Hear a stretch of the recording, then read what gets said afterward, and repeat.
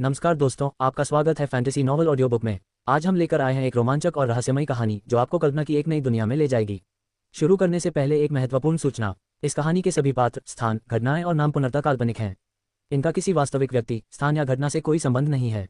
यदि कोई समानता पाई जाती है तो वह मात्र संयोग होगी। तो बिना किसी देरी के आइए शुरू करते हैं आज की शानदार कहानी। अध्याय 251 स्वर्ग के द्वार खोलने वाला पर्वत। मंच पर ली हुन ने अपनी लंबी छड़ी पकड़ी और यी यून की ओर बढ़ने लगा। जैसे जैसे वह पास आता गया, उसकी आभा और भी प्रबल होती गई। क्या हुआ? क्या तुम्हारी तलवार बहुत तेज नहीं है? अपनी छिपी हुई तलवारों का इस्तेमाल करो। जब मैं तुम्हारी सारी तलवारों को रोक दूंगा तब तुम्हारा अंत होगा।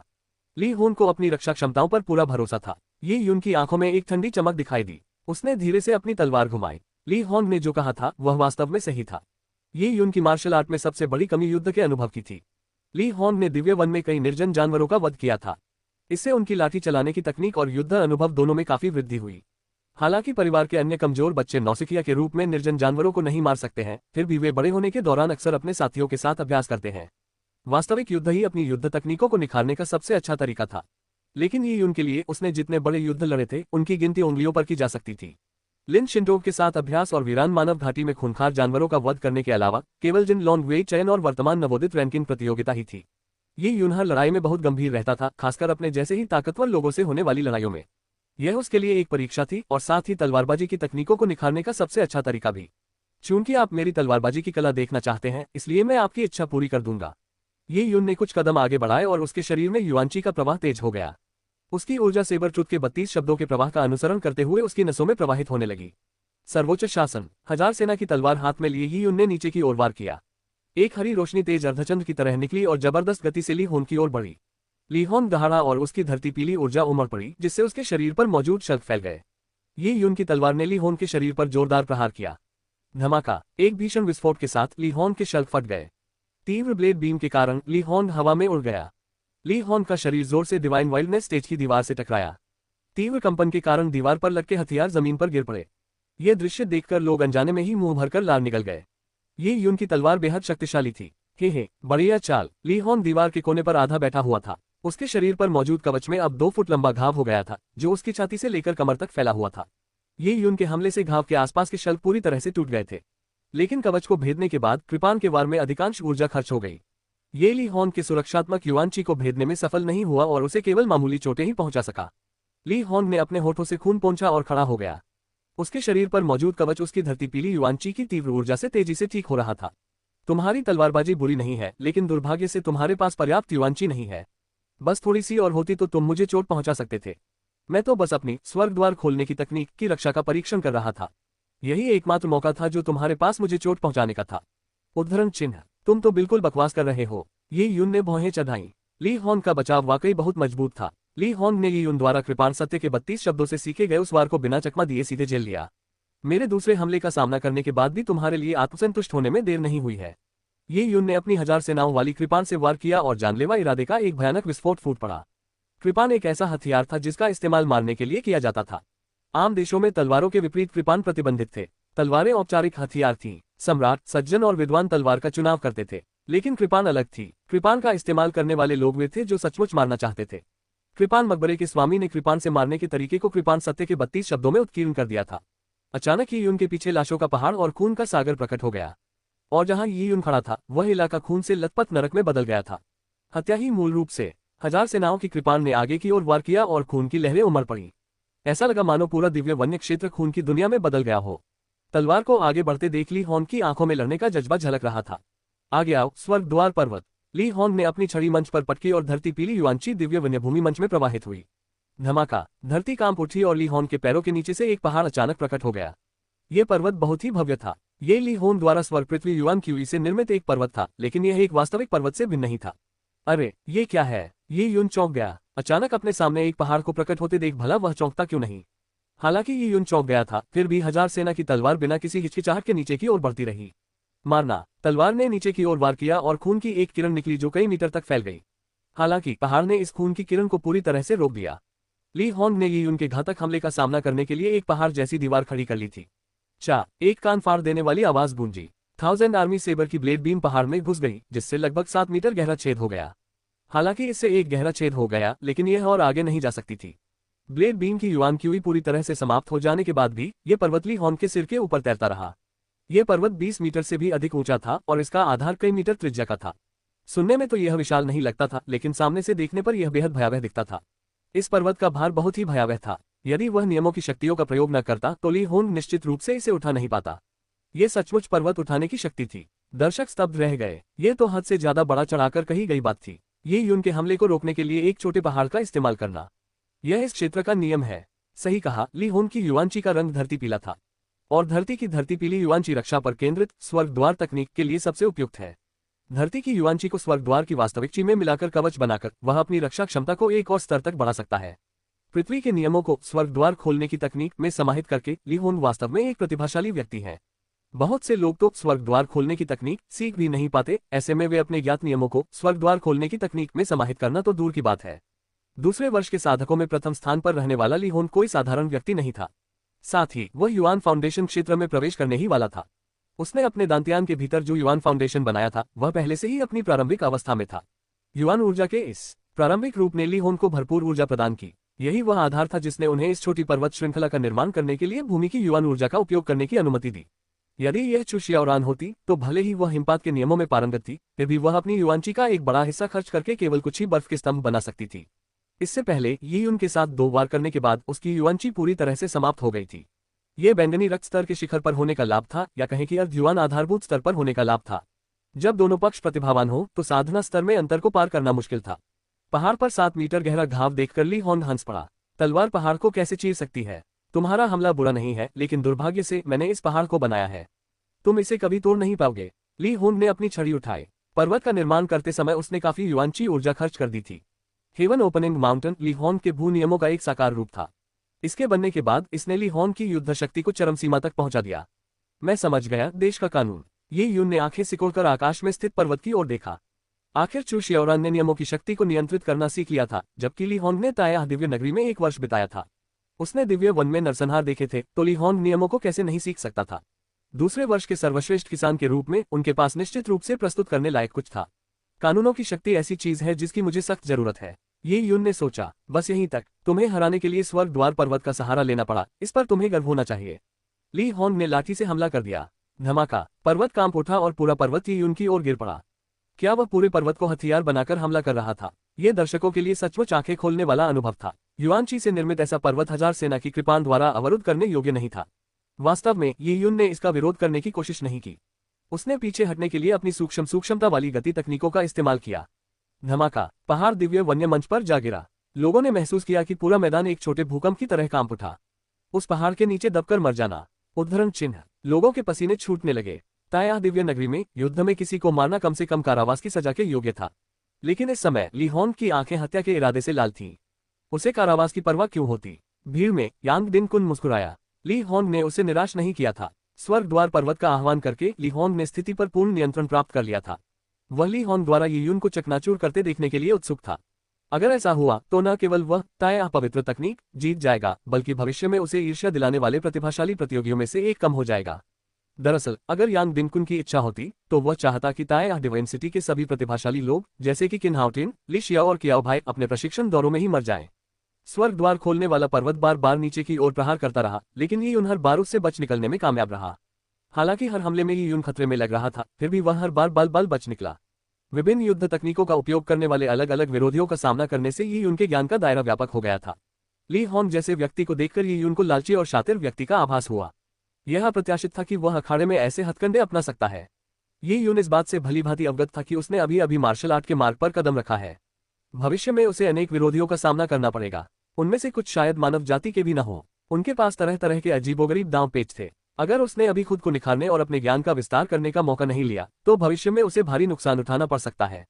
लड़ाई और भी तीव्र होती चली गई। हर कोई आंखें फाड़कर देख रहा था, कहीं कोई भी रोमांचक दृश्य छूट न जाए।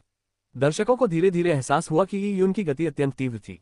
यद्यपि ली होन का पर्वत नियमों द्वारा संचालित होने के कारण विशाल और तीव्र था, फिर भी उसके लिए ये उनको कुचलना मुश्किल था। और ऐसा प्रतीत होता था कि यून के मन में ऐसी ही कोई रणनीति थी, क्योंकि वह सूक्ष्मता का उपयोग करते हुए बार बार चकमा दे रहा था। किसी पर्वत को शक्ति प्रदान करने के लिए युआनची का उपभोग करना पड़ता था। यह ऐसी चीज नहीं थी जिसे निरंतर बनाए रखा जा सके। इस क्षण ली होन मुस्कुराया। मेरी शक्ति को आजमाना चाहते हो? क्या तुम्हें लगता है कि मेरा स्वर्ग द्वार पर्वत इतना सरल है?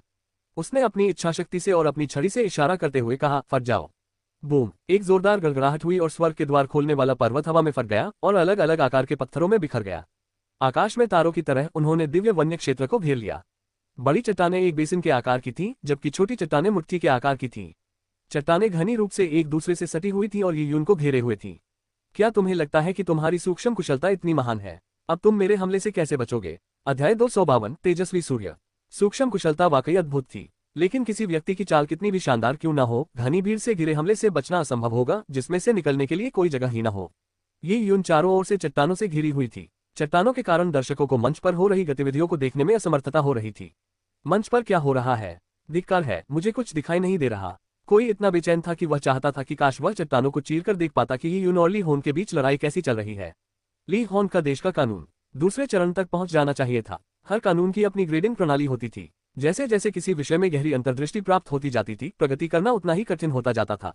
ली होन स्वर्ग पृथ्वी युआनची का उपयोग करके एक पर्वत का निर्माण कर सकता था।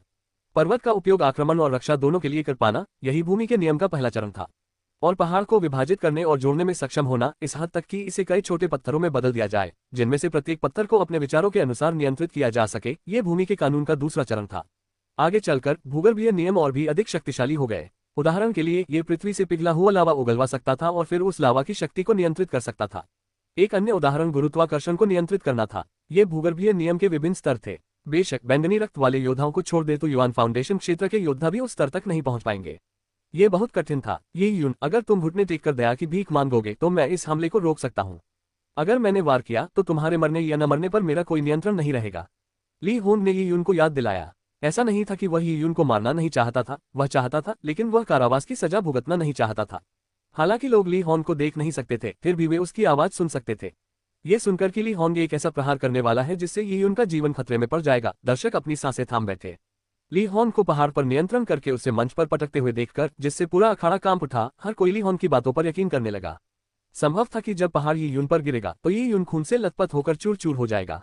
अगर ये यून को इस चाल को तोड़ना था तो उसे अदम्य शक्ति के साथ एक गुप्त कृपाण चाल का उपयोग करके बाहर निकलने का रास्ता बनाना होगा, और फिर अत्यंत गति से ये यून उस रास्ते से उड़कर बाहर निकल सकती थी। यही एक तरीका था जिससे वह जीवित रह सकता था। लेकिन सवाल यह है कि ये यून की तलवार उसके लिए रास्ता कैसे खोलेगी। हर कोई ये देखने के लिए उत्सुक था कि क्या वह ऐसा कर पाएगा। दिव्य वन्य क्षेत्र में ये यून की युआनची ऊर्जा उफान पर थी। उसने उन चट्टानों को देखा जो उसकी दृष्टि को पूरी तरह से अवरुद्ध कर रही थी। उसने अपनी आध्यात्मिक ऊर्जा को बैंगनी क्रिस्टल से जोड़ा और अपनी ऊर्जा दृष्टि खोली। ऊर्जा दृष्टि से ये यून देख सकती थी कि प्रत्येक चट्टान ऊर्जा से बनी है। वे स्वतंत्र रूप से खड़ी नहीं थी और उन सभी का ली होन के साथ एक ऊर्जात्मक संबंध था। ओह, ये सारी ऊर्जा तो यहाँ के कानूनों का हिस्सा है। उद्धरण चिन्ह। ये यून ने भौहें चढ़ाई। वह प्रत्येक चट्टान के भीतर ऊर्जा का संचार स्पष्ट रूप से देख सकता था, लेकिन उसे महसूस हो रहा था कि उनमें प्रवाहित ऊर्जा परिपूर्ण नहीं थी। कई स्थान ऐसे थे जो परिपूर्णता से बहुत दूर थे। कृपाण मकबरे के 32 शब्दों के ऊर्जा प्रवाह से तुलना करने पर यह अंतर और भी स्पष्ट हो गया। ये यून, क्या तुमने मेरी बात नहीं सुनी? क्या तुम्हें वाकई मृत्यु का अर्थ नहीं पता? ये देखकर कि ये उनका जवाब देने का कोई इरादा नहीं था और वह बस वहीं खड़ी होकर किसी बात पर विचार कर रही थी, ली होन क्रोधित हो गई। चूंकि तुम मरना चाहते हो, मैं तुम्हारी इच्छा पूरी कर दूंगा। ली होन दहाड़ा और उसके हाथ में मौजूद छड़ी से धरती के पीले रंग की ऊर्जा की एक लहर निकली जो एक उग्रज्वार की तरह सब कुछ बहा ले गई। दिव्य वन्य मंच के ऊपर हवा में तैरती हुई सभी चट्टानें हिलने लगी। स्टैंड के पास खड़े कुछ कानून प्रवर्तक उठ खड़े हुए। वे अपनी युआनची का संचार कर रहे थे और अपनी आध्यात्मिक ऊर्जा का उपयोग करके चट्टान की परतों के पार देख रहे थे और ये उनके शरीर पर नजर गड़ाए हुए थे। वे किसी भी समय कार्रवाई करने के लिए तैयार थे। वे मैच नहीं रोकेंगे, लेकिन जैसे ही यह स्पष्ट हो जाएगा कि एक पक्ष हारने वाला है, वे उसे बचा लेंगे। वे चुपचाप बैठकर नंबर 1 प्रतिभाशाली नवागंतुक को ली होन के हाथों मरते हुए नहीं देख सकते थे। माहौल अभूतपूर्व रूप से तनावपूर्ण हो गया, मानो सबकी धड़कनें थम सी गईं। ली होन हंसा और ऊंची छलांग लगाए, मानो उसकी छड़ी ने आकाश और पृथ्वी को जोड़ दिया हो। उस क्षण ली होन से मानो पहाड़ के समान दबाव निकलने लगा। पहाड़ के हमले को दबाओ। ली होन ने अपनी लाठी नीचे की ओर घुमाते हुए दहाड़ा। उनके चारों ओर मौजूद असंख्य चट्टानों को लाठी से हटा दिया गया और वे ही उनकी ओर दौड़ पड़े। इस हमले में कोई भी भेदने योग्य स्थान नहीं था और चट्टानें इस हद तक आपस में जुड़ी हुई थी कि एक चूहा भी बच नहीं सकता था। असंख्य चट्टानें नीचे की ओर गिर पड़ी, जिनके केंद्र में ये यून थी। पलक झपकते ही हजारों पत्थर उस पर बरस पड़ते थे और ये यून बिल्कुल भी नहीं बच पाए। बूम बूम बूम, चट्टानें आपस में टकराईं और कान फाड़ देने वाली गड़गड़ाहट हुई। पूरा मैदान हिल गया। लोग मुंह खुला रखकर देखते रहे जब ये यून जिस जगह पर खड़ी थी वो उड़ते हुए पत्थरों से गिर गई। उस स्थान पर तेजी से एक विशाल चट्टान का निर्माण हो रहा था। क्या ये यून ने पत्थरों से बचने की कोशिश नहीं की? कई लोग चौंक गए। उन्होंने पहले सोचा था कि जब ये यून पर चट्टानें गिरेंगी तो वह रास्ता बनाने के लिए तलवार की गुप्त चाल का इस्तेमाल करेगा, लेकिन उसने ऐसा नहीं किया। चट्टानें तेजी से जमा होती गईं और चट्टानों का पहाड़ और भी ऊंचा होता चला गया। हे भगवान, ये यून! कई लोग चट्टानों के उस विशाल पहाड़ को हैरानी से देखते रह गए। कई लोगों को शक था कि यून अब खून से लथपथ एक भयानक जगह में तब्दील हो चुका है।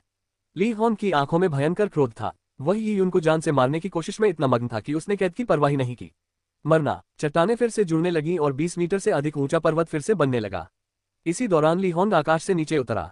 उसने जोरदार प्रहार करते हुए पर्वत पर प्रहार किया। धमाका। इस हमले की शक्ति पर्वत की बाहरी परत को भेदते हुए उसके केंद्र तक पहुंच गई। संपूर्ण दिव्य वन्य क्षेत्र एक बार फिर हिल उठा। ली हॉन स्वर्ग द्वार पर्वत की चोटी पर खड़ा था। उसकी छड़ी अब पर्वत में गहराई से धंसी हुई थी। पर्वत ली हॉन की युआनची से बना था, इसलिए यह उसके आक्रमण में बाधा नहीं डालेगा। उसके आक्रमण की सारी शक्ति पूरी तरह से यून के शरीर में स्थानांतरित हो गई थी। 10 मिलियन पाउंड से अधिक वजनी पहाड़ के नीचे दबने और फिर ली हॉन के एक ही हमले से घायल होने के बाद क्या यून मांस की चटनी में बदल चुका था। वहां पूर्ण सन्नाटा छा गया था। केवल ली हॉन के अंतिम हमले की आवाज ही अखाड़े में गूंज रही थी। क्या वह मर गया? किसी ने कांपती हुई आवाज में कहा। ये यून के दोस्त सोंग जिजुन और उनके साथी सब जैसे मुंह में पानी आ गया हो। झाओ किनचेंग तो लगभग चीख ही पड़ी। वाह, बहुत बढ़िया। अखाड़े के एक कोने में यांग दिनकुन ने शरारती मुस्कान बिखेरी। वह इस परिणाम से बहुत खुश था। भले ही यून मरा न हो, लेकिन वह शायद अपंग हो गया होगा। हो सकता है कि उसकी सारी नसें इतनी बुरी तरह क्षतिग्रस्त हो गई हो कि बेहतरीन दवा भी उसे ठीक न कर पाए। ओह, मतलब। यांग दिनकुन अचानक चौंक गया। उसने देखा कि स्वर्ग द्वार पर्वत के तल पर चट्टानों की दरारों से एक गहरा लाल तरल पदार्थ रिस रहा था। वह क्या है? आमतौर पर गहरे लाल रंग का तरल पदार्थ खून होता है, लेकिन ये तरल पदार्थ खून से बिल्कुल अलग था। ये गाढ़ा और सुस्त था। इसमें उबलते हुए बुलबुले भी फूट रहे थे और यह बेहद गर्म लग रहा था। ये है लावा। यांग दिनकुन ही नहीं, बल्कि अब पूरे दर्शकगण ने चट्टानों से रिसते हुए लावा को देख लिया था। लावा लगातार रिसता जा रहा था, जिससे वह गाढ़ा होता जा रहा था। लावा। क्या हुआ? क्या ली हॉन के शासन के नियम इतने शक्तिशाली हो गए थे कि वे पहाड़ को पिघलाकर लावा बना सकते थे? जब धरती का कानून उच्च स्तर पर पहुंच गया तो वह वास्तव में लावा को नियंत्रित कर सकता था। लावा पृथ्वी का क्रोध था। पृथ्वी से गहरा संबंध रखने वाला एक सर्वोच्च मानव स्वामी मात्र एक इच्छा से ज्वालामुखी को विस्फोटित कर सकता था।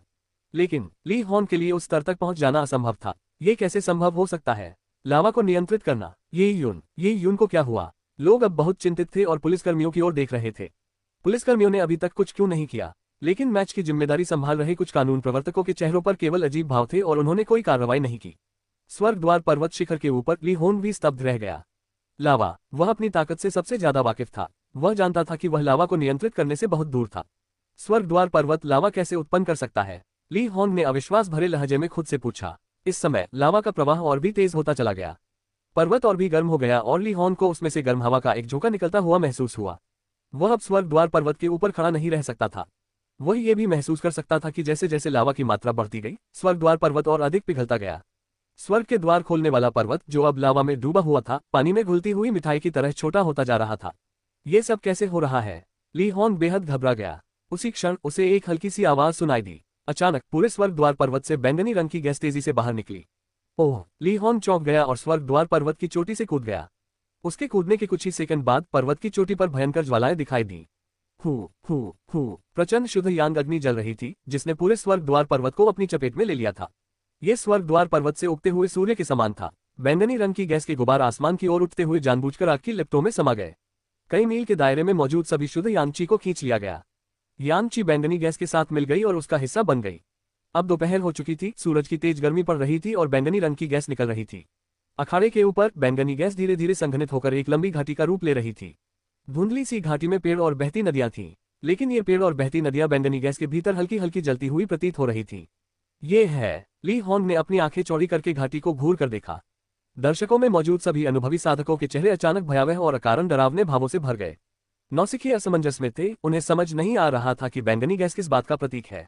तेजस्वी सूर्य ऊर्जा। ये तेजस्वी सूर्य ऊर्जा है, एक अनुभवी साधक ने अविश्वास भरे लहजे में चिल्लाकर कहा। ये केवल दीप्तिमान सूर्य ऊर्जा ही नहीं है, बल्कि ये दीप्तिमान सूर्य ऊर्जा का तांत घाटी स्तर है। इस स्तर की दीप्तिमान सूर्य ऊर्जा में किसने महारत हासिल की है? कई लोगों ने समय रहते प्रतिक्रिया नहीं दी, लेकिन जब नौसिखियों ने ये सुना तो वे स्तब्ध रह गए। हालांकि उन्होंने इससे पहले कभी रेडियंट सन क्यूई को नहीं देखा था, फिर भी उन्होंने प्रसिद्ध रेडियंट सन क्यूई के बारे में सुना था। दीप्तिमान सूर्य ऊर्जा ताया पवित्र तकनीक से उत्पन्न हुई थी और ये ताया दिव्य साम्राज्य की सबसे शक्तिशाली शक्ति थी। ये ताया दिव्य साम्राज्य की सबसे बड़ी विरासत भी थी। मंच पर लगातार अधिक से अधिक लावा प्रकट होता गया। पर्वत अब लाल रंग से चमक रहा था और धीरे धीरे पिघल रहा था। लोगों को धीरे धीरे असंभव संभावना का एहसास होने लगा। ये यून, क्या उसने ताया पवित्र तकनीक के बदले में कुछ नहीं लिया था? ये सुनकर सबने अपनी सांसें थाम ली। ये यून, उन्होंने 2 महीने से भी कम समय पहले ताया पवित्र तकनीक का प्रशिक्षण लिया था। वह एक नौसिखिया था और उसकी साधना का स्तर बैंगनी रक्त के मध्य चरणों के शिखर पर ही था। उसने पहले ही दीप्तिमान सूर्य ऊर्जा में महारत हासिल कर ली थी, और वह भी दीप्तिमान सूर्य ऊर्जा के तांग घाटी स्तर पर। क्या मजाक। इस समय केंद्रीय दिव्य टावर में कांगयान और जियांगे शतरंज खेल रहे थे और डिस्कैरे का उपयोग करके चल रहे युद्ध का वीडियो प्रोजेक्शन देख रहे थे। डिस्कैरे अपनी जगह पर स्थिर था और इसे अखाड़े में घटित घटनाओं को सटीक रूप से दर्शाने के लिए तैयार किया गया था। ये पुष्टि करने के बाद कि यून ने कृपाण सत्य के 32 शब्द सीख लिए हैं, कांगयान और जियांगे को यून और ली होन की लड़ाई को व्यक्तिगत रूप से देखने की आवश्यकता महसूस नहीं हुई। वीडियो प्रोजेक्शन का उपयोग करके यून को देखना ही काफी था। वे पहले तो बिना ज्यादा ध्यान दिए मैच देख रहे थे, लेकिन तभी ली होंग ने अपना निर्णायक दांव खेला। तभी उन्होंने मैच पर ध्यान देना शुरू किया। उन्हें चिंता थी कि यून शायद इस हमले को झेल न पाए, लेकिन सूर्य की अपार ऊर्जा को उमड़ते देख कांगयान ने लगभग शतरंज का बोर्ड ही पलट दिया। ये बच्चा, क्या मुझे कुछ भ्रम हो रहा है? बूढ़े जियांग, क्या आपने वो देखा? कांगयान ने जियांगे से पूछा। जियांगे ने अवाक भाव से कहा, मैं इसे देख रहा हूँ। ये रेडियंट संची का तांग घाटी चरण है। ये यून ने ताया पवित्र तकनीक का अभ्यास 2 महीने से भी कम समय से किया है। ये वास्तव में प्रभावशाली है। ये यून को यह मूल्यांकन देकर एल्डर जियांगे ने पहले ही उसकी कई बार प्रशंसा कर दी थी। सामान्य परिस्थितियों में किसी कनिष्ठ के लिए किसी ऋषि से एक बार भी प्रशंसा पाना बहुत मुश्किल होता है। ये यून द्वारा प्राचीन जड़ी बूटी चुनने और उससे प्राप्त गौरव अंकों का उपयोग करके ताया पवित्र तकनीक प्राप्त करने के बाद केवल 2 महीने ही बीते थे। लेकिन किसी को नहीं पता था कि ताया पवित्र तकनीक प्राप्त करने के बाद ये यून ने वास्तव में दीप्तिमान सूर्य ऊर्जा में महारत हासिल करने में केवल 10 दिन ही लगाए थे। यदि एल्डर जियांगे को ये पता चलता तो वे और भी अधिक आश्चर्यचकित हो जाते। इस समय मैदान में लावा की मात्रा बढ़ गई थी और वह दिव्य वन्य क्षेत्र से बहना शुरू हो गया था। अब तक अधिकतर लोगों ने अनुमान लगा लिया था कि यून ने ताया पवित्र तकनीक में महारत हासिल कर ली है, लेकिन फिर भी कुछ लोग ऐसे थे जो इस बात पर जोर देते थे कि यह असंभव है। ठीक उसी क्षण कान फाड़ देने वाली एक तेज आवाज सुनाई दी। दिव्य वन्य अवस्था के मध्य में स्वर्गद्वार पर्वत से एक बैंगनी रंग की ब्लेड किरण निकली। उस क्षण ऐसा लगा मानो वह ब्लेड बीम ही अस्तित्व में एकमात्र चीज बन गई हो। ब्लेड बीम कई मीटर लंबा था और इसने विशालकाय स्वर्गद्वार पर्वत को 2 भागों में विभाजित कर दिया। स्वर्गद्वार खोलने वाला पर्वत बुरी तरह कांप उठा और पर्वत के 2 भाग ढह गए। तब लोगों ने देखा कि स्वर्गद्वार पर्वत का मध्य भाग पूरी तरह से पिघल गया था, जिससे एक विशाल छेद बन गया था। और सूती वस्त्र पहने एक युवक हाथ में एक लंबी तलवार लिए उसी स्थान पर खड़ा था जहां मूल रूप से गड्ढा था। उसके ऊपर लावा की बारिश हो रही थी, जबकि उसके पैरों के नीचे लावा तेजी से बह रहा था। लेकिन यह उग्र लावा शुद्ध यांगची द्वारा अवरुद्ध हो गया और युवक के पास तक भी नहीं पहुंचा। यह सभी लोग हैरानी से देखते रह गए और पूरी तरह से दंग रह गए। ये यून की प्रज्वलित सूर्य ऊर्जा ने एक ही हमले में स्वर्गद्वार पर्वत को 2 भागों में बांट दिया। लोगों को पता था कि जब स्वर्गद्वार पर्वत ढह गया तो ये यून ने अपनी प्रज्वलित सूर्य ऊर्जा का उपयोग करके अपने लिए एक आश्रय स्थल बना लिया था। वह शुरू से अंत तक पूरी तरह सुरक्षित था। अध्याय 253 ली होन को हराना। अखाड़े में ली होन ने स्वर्गद्वार पर्वत को 2 भागों में विभाजित होते हुए देखा। ऐसा लगा मानो उसने अपनी आत्मा खो दी हो। यांग डिनकुन की बात करें, जिसने 5 महीनों में ताया पवित्र तकनीक में महारत हासिल करने का दावा किया था, उसने अपनी कुर्सी के आर्मरेस्ट को इतनी कसकर पकड़ रखा था कि उसकी उंगलियां सफेद पड़ गईं। तेजस्वी सूर्य ची, क्या उसने ताया पवित्र तकनीक में महारत हासिल कर ली है? 2 महीने पहले जब ये यून ने अपनी अपार किस्मत के चलते कुछ यश अंक प्राप्त किए तो ताया पवित्र तकनीक के बदले उन्हें देने पर उसका उपहास किया गया। दरअसल एक गवार व्यक्ति शाही परिवार की गुप्त तकनीक का अभ्यास करना चाहता था, लेकिन अब वे सभी लोग जिन्होंने ये यून का उपहास किया था कुछ भी नहीं कह सकते थे। ये यून ने न केवल ताया पवित्र तकनीक में महारत हासिल कर ली थी, बल्कि उन्होंने तान घाटी स्तर की प्रज्वलित सूर्य ऊर्जा भी प्राप्त कर ली थी। महज 2 महीनों में ये यून ने किन्हाउटियन, लुओ हुआ, लिशिया और उन सभी प्रतिभाशाली लोगों को शर्मिंदा कर दिया जिन्होंने ताया दिव्य शहर में ताया पवित्र तकनीक की खेती के मामले में स्वर्ग और पृथ्वी की सूचियों में शीर्ष स्थान हासिल कर रखा था। ली होन ने मुट्ठी भींचते हुए ये यून को देखा। वह एक प्रतिभाशाली व्यक्ति था जिसके व्यापक संपर्क थे। हर कोई कहता था कि वह लोगों के बीच एक ड्रैगन है और महान कार्यों के लिए ही पैदा हुआ है। उसने ताया दिव्य नगरी की शीर्ष 3 तकनीकों में से एक स्वर्ग द्वार खोलने की तकनीक में महारत हासिल कर ली थी। यह एक उत्कृष्ट उपलब्धि थी, लेकिन अब ये यून द्वारा 2 महीनों में ताया पवित्र तकनीक में महारत हासिल करने के सामने यह एक मजाक जैसा था। युद्ध से पहले उसने ये यून की छिपी हुई चालों की कल्पना करने की कोशिश की और अनुमान लगाया कि ये उनके पास बस कुछ गुप्त तलवारबाजी की चालें ही होंगी। उसे कभी उम्मीद नहीं थी कि ये यून की छिपी हुई शक्ति दीप्तिमान सूर्य ऊर्जा होगी। तुमने प्रतियोगिता से पहले ही ताया पवित्र तकनीक में महारत हासिल कर ली। ली होन ने दांत पीसते हुए ये कहा। उसे अचानक एहसास हुआ कि ये यून ने शुरू से ही उसके लिए जाल बिछाया था। यह एक ऐसा जाल था जिसमें उसे खुद फंसना था। ये यून ने कहा, हाँ सही है, मैंने नौसिखिए प्रतियोगिता से पहले ही ताया पवित्र तकनीक में महारत हासिल कर ली थी। लेकिन तुम्हें इतना घमंड करने की जरूरत नहीं है। मैंने अपनी पूरी ताकत इसलिए नहीं दिखाई क्योंकि तुम ऐसा चाहते थे। इसका मुख्य कारण था अपनी तलवारबाजी की कलाओं को निखारना। मैंने नौसिखिए प्रतियोगिता शुरू होने के बाद ही तलवारबाजी सीखी। मुझे बस अपने कौशल को निखारने के लिए प्रतिद्वंद्वियों की जरूरत थी। चाहे वह क्यूनियो हो या चू शियाओरान, वे नौसिखियों में सर्वश्रेष्ठ थे। इसलिए उनके साथ अभ्यास करने से मुझे बहुत लाभ हुआ। जहां तक तुम्हारे लिए जाल बिछाने की बात है, वो तो बस यूं ही हो गया। मुझे उम्मीद नहीं थी कि तुम न सिर्फ ड्रैगन स्केल रून्स को दांव पर लगाओगे बल्कि कानूनों की सच्चाई नामक किताब पर भी शर्त लगाओगे। ये यून को लियू युक्सिंग से पहले के विरोधियों को गंभीरता से लेने की आवश्यकता नहीं थी। वे ये यून के तलवारबाजी कौशल को निखारने के योग्य नहीं थे। कियोनियो और चू शियाओरान ही उसकी तलवारबाजी की 32 विद्याओं का परीक्षण करने के लिए आदर्श उम्मीदवार थे। ये यून के ऐसा कहने के बाद उसने लापरवाही से दर्शकों की ओर देखा। दर्शक दीर्घा के कोने में खड़ा यांग दिनकुन गंभीर चेहरे के साथ था। ये यून ने उसे बेवकूफ समझा था। व्यंग्यपूर्ण लहजा यांग दिनकुन के कानों को चुभ गया। यांग दिनकुन ने अपनी मुठ्ठियां भींच ली और उसकी आंखों में हत्या का इरादा झलक रहा था। ये यून ने ये सब देखा था। इससे पहले जब यून मंच पर जाने का इंतजार कर रहा था, झाओ किनचेन ने पहले ही यांग दिनकुन की ओर इशारा कर दिया था। ये यून ने चू राजमहल के इस छोटे राजकुमार को पहचान लिया था जो स्थिति का फायदा उठाकर उसे धोखा देने की कोशिश कर रहा था। ये यून को यांग दिनकुन से डर नहीं था। हालांकि चू राजपरिवार शाही परिवार का हिस्सा था, लेकिन वह उससे दूर का ही संबंध रखता था। उनके पास उच्च कोटि की उपाधि थी और वे शक्तिशाली भी थे, फिर भी चू राजपरिवार के एक युवा स्वामी की शक्ति सीमित थी। चू शाही निवास की युवा पीढ़ी में कितने लोग थे, उनकी गिनती करना आसान नहीं था। वर्तमान राजा चू 1000 वर्ष जी चुके थे। 1000 वर्षों में उन्होंने कितनी पत्नियों से विवाह किया, उनके कितने बच्चे थे, शायद स्वयं राजा चू को भी याद न हो। अगर उन सभी को जोड़ भी दिया जाए तो भी नाजायज बच्चों, वैध बच्चों, पोते पोतियों और परपोते परपोतियों की गिनती करना मुश्किल था। यांग दिनकुन युवा पीढ़ी के होनहारों में से एक था, लेकिन वह राजा चू का उतना प्रशंसित पुत्र नहीं था क्योंकि वह उत्तराधिकारी नहीं था। इसी वजह से यांग दिनकुन को ये यून के साथ शर्त लगाकर ताया पवित्र तकनीक हासिल करने के लिए जुए का सहारा लेना पड़ा। वह चू राजमहल पर भरोसा नहीं कर सकता था, जिसके चलते उसे अपनी खुद की योजनाएं बनानी पड़ी। ये यून की टिप्पणी सुनकर ली होन का चेहरा लाल हो गया। बस यूं ही? हाँ, बस यूं ही। ली होन बेहद गुस्से में थी। तुम खुद को क्या समझते हो? तुमने ताया पवित्र तकनीक में महारत हासिल कर ली है, इससे क्या फर्क पड़ता है? मैं ये सुनिश्चित करूंगा कि तुम्हारी आज ही मृत्यु हो जाए। ली होन अचानक आगे की ओर झुका और उसने अपनी छड़ी से जमीन की युआंची को नष्ट कर दिया। उफ। युआंची द्वारा विभाजित किया गया स्वर्ग द्वार पर्वत शुद्ध युआंची में परिवर्तित हो गया और वह ली होन के शरीर में प्रवेश कर गया। ली होन जानता था कि तेजस्वी सूर्य की ऊर्जा के प्रभाव में स्वर्ग द्वार पर्वत बेकार हो गया था। उसके लिए बेहतर यही था कि वह स्वर्ग द्वार पर्वत को वापस ऊर्जा में परिवर्तित कर दे ताकि वह अपने सबसे शक्तिशाली हमले का उपयोग कर सके। पर्वत खोलने वाली छड़ी। ली होन ने जोर से दहाड़ा। उसके हाथ में मौजूद छड़ी में जब उस भूमि की युआंची ऊर्जा का संचार हुआ तो वह 6 फीट से बढ़कर कई मीटर लंबी हो गई। छड़ी इतनी मोटी हो गई थी कि वह एक स्तंभ जितनी मोटी हो गई थी।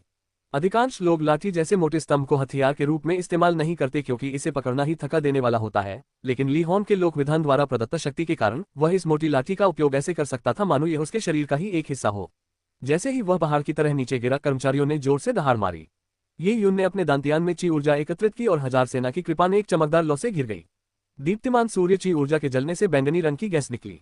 ये पहली बार था जब ये यून ने वास्तव में अपनी पूरी ताकत का इस्तेमाल किया था। उसने रेडियंट सन क्यूई का उपयोग करके सेबर ट्रुथ के 32 शब्दों के सेबर मूव को शक्ति प्रदान की थी। सर्वोच्च शासन। चा एक झटके के साथ बैंगनी रंग की एक ब्लेड किरण चमकी और उसने बैंगनी टंगस्टन स्टेज में एक गहरा घाव कर दिया। जब ली होन की मोटी छड़ी तलवार से टकराई तो उस भूमि की युआंची से बनी चट्टानें दीप्तिमान सूर्य ची के संपर्क में आते ही पिघल गईं। लेकिन ली होन फिर भी आगे बढ़ता रहा। धमाका। जब ली होन की छड़ी और ये यून की 1000 सेना की तलवार आपस में टकराई तो एक भयंकर विस्फोट हुआ जिससे लोग अपनी सांसें रोककर रह गए। टक्कर लगते ही ये यून लगभग 30 मीटर पीछे हट गया। वह मंच के किनारे तक पहुंच गया था। ली होन ने भूमि की शक्ति का प्रयोग करके ये यून को पीछे हटने पर मजबूर कर दिया था, लेकिन उसने असहाय होकर देखा कि प्रभाव से एक बैंगनी ब्लेड की किरण तेजी से आगे बढ़ी और उसने निर्दयतापूर्वक उसकी सुरक्षात्मक युआंची को भेद दिया। चा जिस भूमि पर ली होन को गर्व था उसके कवच को बैंगनी किरण ने भेद दिया था और खून के छींटे फूट पड़े थे। ली होन घायल हो गया। ये यून तो पीछे हट गई थी, लेकिन ली होन घायल हो गया था।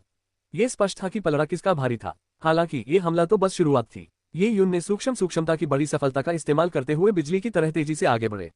तलवार की छायाओं की एक श्रृंखला ली होन की ओर बढ़ी। ली होन ने स्वर्ग द्वार पर्वत को विघटित कर दिया था और अपने दंड में भूमि की युआंची ऊर्जा का संचार करके उसके आक्रमण को मजबूत किया था, लेकिन इतने बड़े हथियार को चलाने में चाहे ली होन भूमि के नियमों में कितना भी कुशल क्यों न हो, उसके पास 1000 सेना की कृपान जैसी गति नहीं थी।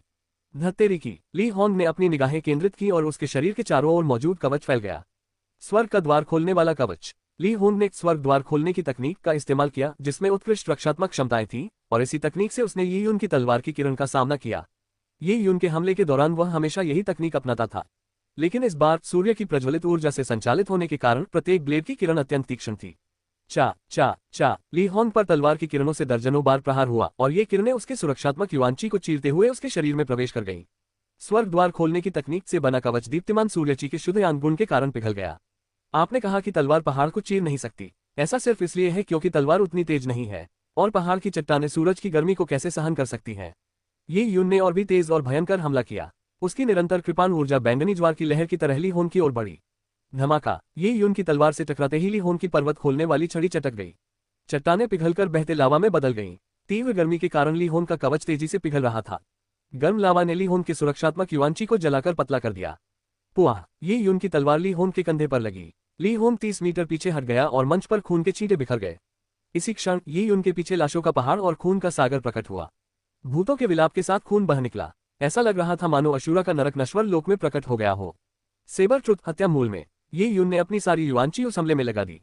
इसने सभी जीवन का संहार कर दिया और आकाश को चीरते हुए आगे बढ़ा।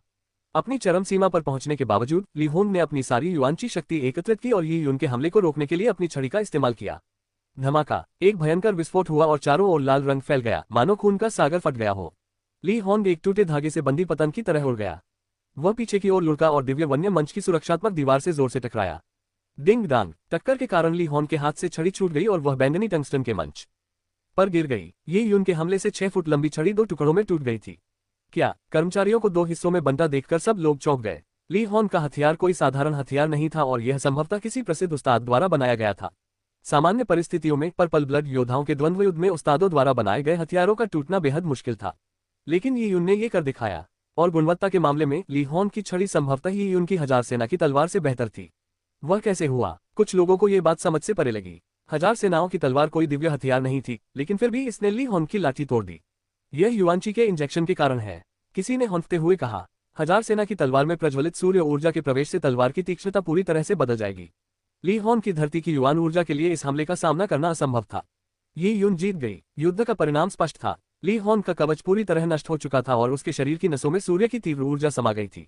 वह बुरी तरह घायल था और अगर वह लड़ता रहा तो अपंग हो जाएगा। ये यून ने ली होन को हरा दिया था। जब ये यून ने अपनी तेजस्वी सूर्य ऊर्जा का खुलासा किया तो कई लोगों ने अनुमान लगाया था कि ऐसा होगा, लेकिन जब ये वास्तव में हुआ तो उन्हें अभी भी इस पर विश्वास नहीं हुआ। ली होन ने ये यून से 1 साल अधिक समय ताया दिव्य नगर में प्रशिक्षण में बिताया था और वह द्वितीय वर्ष के छात्रों में सर्वश्रेष्ठ था। उसकी साधना का स्तर युआन आधारभूत स्तर तक पहुंचने ही वाला था, फिर भी ये यून ने उसे हरा दिया। ये यून बहुत ही डरावनी थी, लेकिन लोगों को यह साफ दिख रहा था कि यून के पास बहुत कम ऊर्जा बची थी। दीप्तिमान सूर्य की ऊर्जा प्रबल थी, लेकिन यह युआन ऊर्जा को भी तेजी से अवशोषित कर रही थी। ये यून की साधना का स्तर अभी भी सीमित था, इसलिए बैंगनी रक्त साधना के मध्य चरण के चरम पर दीप्तिमान सूर्य की ऊर्जा का उपयोग करना ही अब तक उसकी लड़ाई की सीमा थी। यदि वह अंतिम हमले में ली होन को हराने में कामयाब नहीं होता तो ये यून के पास लड़ाई जारी रखने के लिए ज्यादा ऊर्जा नहीं बचेगी। अध्याय 254 शुद्ध यांग शरीर। इस मैच में ये यून जीत गई। रेफरी ने दिव्य वन्य क्षेत्र से मैच के परिणाम की घोषणा जोर से की। ये सुनकर लोगों को लगा मानो वे अभी भी सपने में हैं। इससे पहले जब ली होंग ने स्वर्ग द्वार पर्वत को संघनित किया था तो वह इतना विस्मयकारी और चौंकाने वाला था कि लोगों को लगा कि बलपूर्वक उसका सीधा मुकाबला करना असंभव है। लेकिन वह ये यून से पराजित हो गया था। ये यून ने उसके स्वर्ग द्वार पर्वत और छड़ी दोनों को टुकड़े टुकड़े कर दिया था। पृथ्वी रैंकिंग में लगभग 1000वें स्थान पर रहने वाले ली होंग को भी ये यून ने हरा दिया है। ये यून तो स्वर्ग को भी चुनौती देने वाली है। वह नौसिखियों की रैंकिंग प्रतियोगिता में लगभग 1000वें स्थान तक पहुंच गया था। पिछले वर्षों में केवल कुछ ही उल्लेखनीय लोग अपने पहले साल के अंत की प्रतियोगिता में लगभग 1000वें स्थान तक पहुंच पाते थे। ये ताया दिव्य साम्राज्य के बड़े गुटों का ध्यान अपनी ओर खींचने और उन्हें अपने साथ शामिल करने के लिए काफी था। किसी को भी इस बात पर संदेह नहीं था कि यून अगले 1-2 महीनों में शीर्ष 1000 खिलाड़ियों में जगह बना लेगी। शायद इसमें इतना समय भी न लगे। 1 साल से भी कम समय में दुनिया के शीर्ष 1000 लोगों में शामिल होना। क्या वह भी इंसान था? आपका क्या कहना है? क्या ऐसी कोई संभावना है कि ये यून अब शीर्ष 1000 में प्रवेश कर सकती है? किसी ने कहा, लेकिन जब वहां मौजूद लोग ये सुनकर दंग रह गए। अब शीर्ष 1000 में प्रवेश करना, और सोचने पर पता चला कि यून के पास अभी भी अपनी नौसिखिया रैंकिंग प्रतियोगिता में एक और मैच बाकी था। यह असंभव है, किसी ने कहा। हालांकि यून ने ली होन को जबरदस्त तरीके से हराया था, लेकिन उसने बहुत ऊर्जा खर्च कर दी थी। आज उसका शीर्ष 1000 में शामिल होना लगभग असंभव था। आखिरकार शीर्ष 1000 में शामिल सभी लोग युआन फाउंडेशन क्षेत्र के योद्धा थे। युआन फाउंडेशन क्षेत्र के योद्धा से मुकाबला करने के लिए विरोधी पक्ष की विशाल युआनची की मात्रा ही आपको पराजित करने के लिए पर्याप्त थी। चाहे कुछ भी हो जाए, ताया डिवाइन सिटी की इस नवोदित रैंकिंग प्रतियोगिता में ये यून का प्रदर्शन ऐसा था जो पिछली 1 सदी में नहीं देखा गया था। इससे भी ज्यादा चिंताजनक बात यह थी कि उसने 2 महीने में ही ताया पवित्र तकनीक में महारत हासिल कर ली थी। इस समय दर्शक दीर्घा के कोने में यांग दिनकुन गुस्से से आग बबूला था। जब ये यून के हमले से ली होन हवा में उड़ गया और उसकी लाठी 2 टुकड़ों में टूट गई तो यांग दिनकुन को ऐसा लगा जैसे वह हमला उसके शरीर पर भी लगा हो। उसने खो दिया है। उसने 50,000 ड्रैगन स्केल रून्स और साथ ही कानूनों का सत्य भी खो दिया। ली होन को अब भी 50,000 ड्रैगन स्केल रून्स उसे लौटाने ही थे, इसलिए वह इस बात से दुखी नहीं था। लेकिन कानूनों का सत्य, ये चू राजमहल की विरासत थी। सामान्य परिस्थितियों में यदि कोई बाहरी व्यक्ति कानूनों का सत्य सीखना चाहता था तो उसे चू राजमहल में शामिल होना पड़ता था। हालांकि ये यून ने पहले चू राजमहल के निमंत्रण को अस्वीकार कर दिया था। लेकिन अब यांग बिनकुन ने कानूनों का सत्य यही उनसे खो दिया था। अगर उसके परिवार को इस बारे में पता चल गया तो उसे सजा मिलेगी। कैद में रखे जाने, संसाधनों में कटौती किए जाने या अन्य अधिक कठोर घरेलू दंडों के बारे में सोचते हुए यांग बिनकुन के चेहरे पर शिकन आ गई। उसने अपनी मुठ्ठियां कसकर भींच ली और उसका हाथ कांपने लगा। ये कैसे हो सकता है? प्रश्नवाचक चिन्ह। ली होंग, ये निकम्मा, ये उस छोटे कमीने से हार गया। यांग बिनकुन ने दांत पीस लिए। वह सोच रहा था कि वही यून को कानूनों का सत्य कैसे नहीं दे सकता, लेकिन ताया दिव्य नगरी में होने वाले सभी जुए कानून प्रवर्तकों के अधिकार क्षेत्र में थे। कानून प्रवर्तक कठोर और निष्पक्ष थे। कानून प्रवर्तकों के हाथों से कानूनों का सत्य वापस लेना तो सरासर असंभव था। इसी क्षण अखाड़े में अचानक एक ज्वाला भड़क उठी, मानो हवा में से एक विस्फोट हो रहा हो। ओह! दर्शक दीर्घा में बैठे कानून प्रवर्तक स्तब्ध रह गए। ये बड़ों की घोषणा है। कुछ कानून प्रवर्तक खड़े हो गए और आग की लिपटों में समाहित जानकारी को समझने की कोशिश करने लगे। ये जानकारी तुरंत उनके कानों तक पहुंच गई। ये यून, जियांगे और कांगयान दोनों वरिष्ठ अधिकारी आपकी उपस्थिति चाहते हैं। रेफरी ने ये यून से कहा। ये रेफरी भी कानून प्रवर्तक था। जब आसपास के किसानों ने ये सुना तो वे अवाक रह गए। बुजुर्गों द्वारा एक और आह्वान। ताया दिव्य नगरी में प्रवेश करने के बाद से पिछले 3 महीनों में ये यून को कितनी बार बड़ों द्वारा बुलाया गया है। अधिकांश दर्शक कई वर्षों से ताया दिव्य शहर में थे और उन्हें कल ही बुजुर्गों से मिलने का दुर्लभ अवसर मिला, वह भी ये यून के कारण। उनके द्वारा आमंत्रित किए जाने की तो बात ही अलग है। अगर ये यून न होती तो क्या डिवाइन सिटी के एल्डर खुद अखाड़े में नौसिखियों की प्रतियोगिता देखने आते। ये जूनियर अब रवाना होगा। ये यून ने रेफरी की ओर मुट्ठी बांधकर इशारा किया। जब वह जाने ही वाला था, रेफरी ने पूछा, ये यून, आज तुम्हारा एक और मैच बाकी है। क्या तुम खेलना जारी रखना चाहते हो? ये यून की रैंकिंग अब 1028 थी। अगर वह एक और चुनौती पेश करता है तो वह वास्तव में शीर्ष 1000 में प्रवेश कर सकता है। ये यून कुछ देर तक हिचकिचाए। शीर्ष 1000 में प्रवेश करने के लिए उसे युआन फाउंडेशन क्षेत्र के योद्धाओं को चुनौती देनी पड़ी। उन्हें लगा कि उनकी वर्तमान स्थिति में युआन फाउंडेशन क्षेत्र के योद्धाओं से लड़ने के लिए एक स्तर को पार करना बहुत मुश्किल था।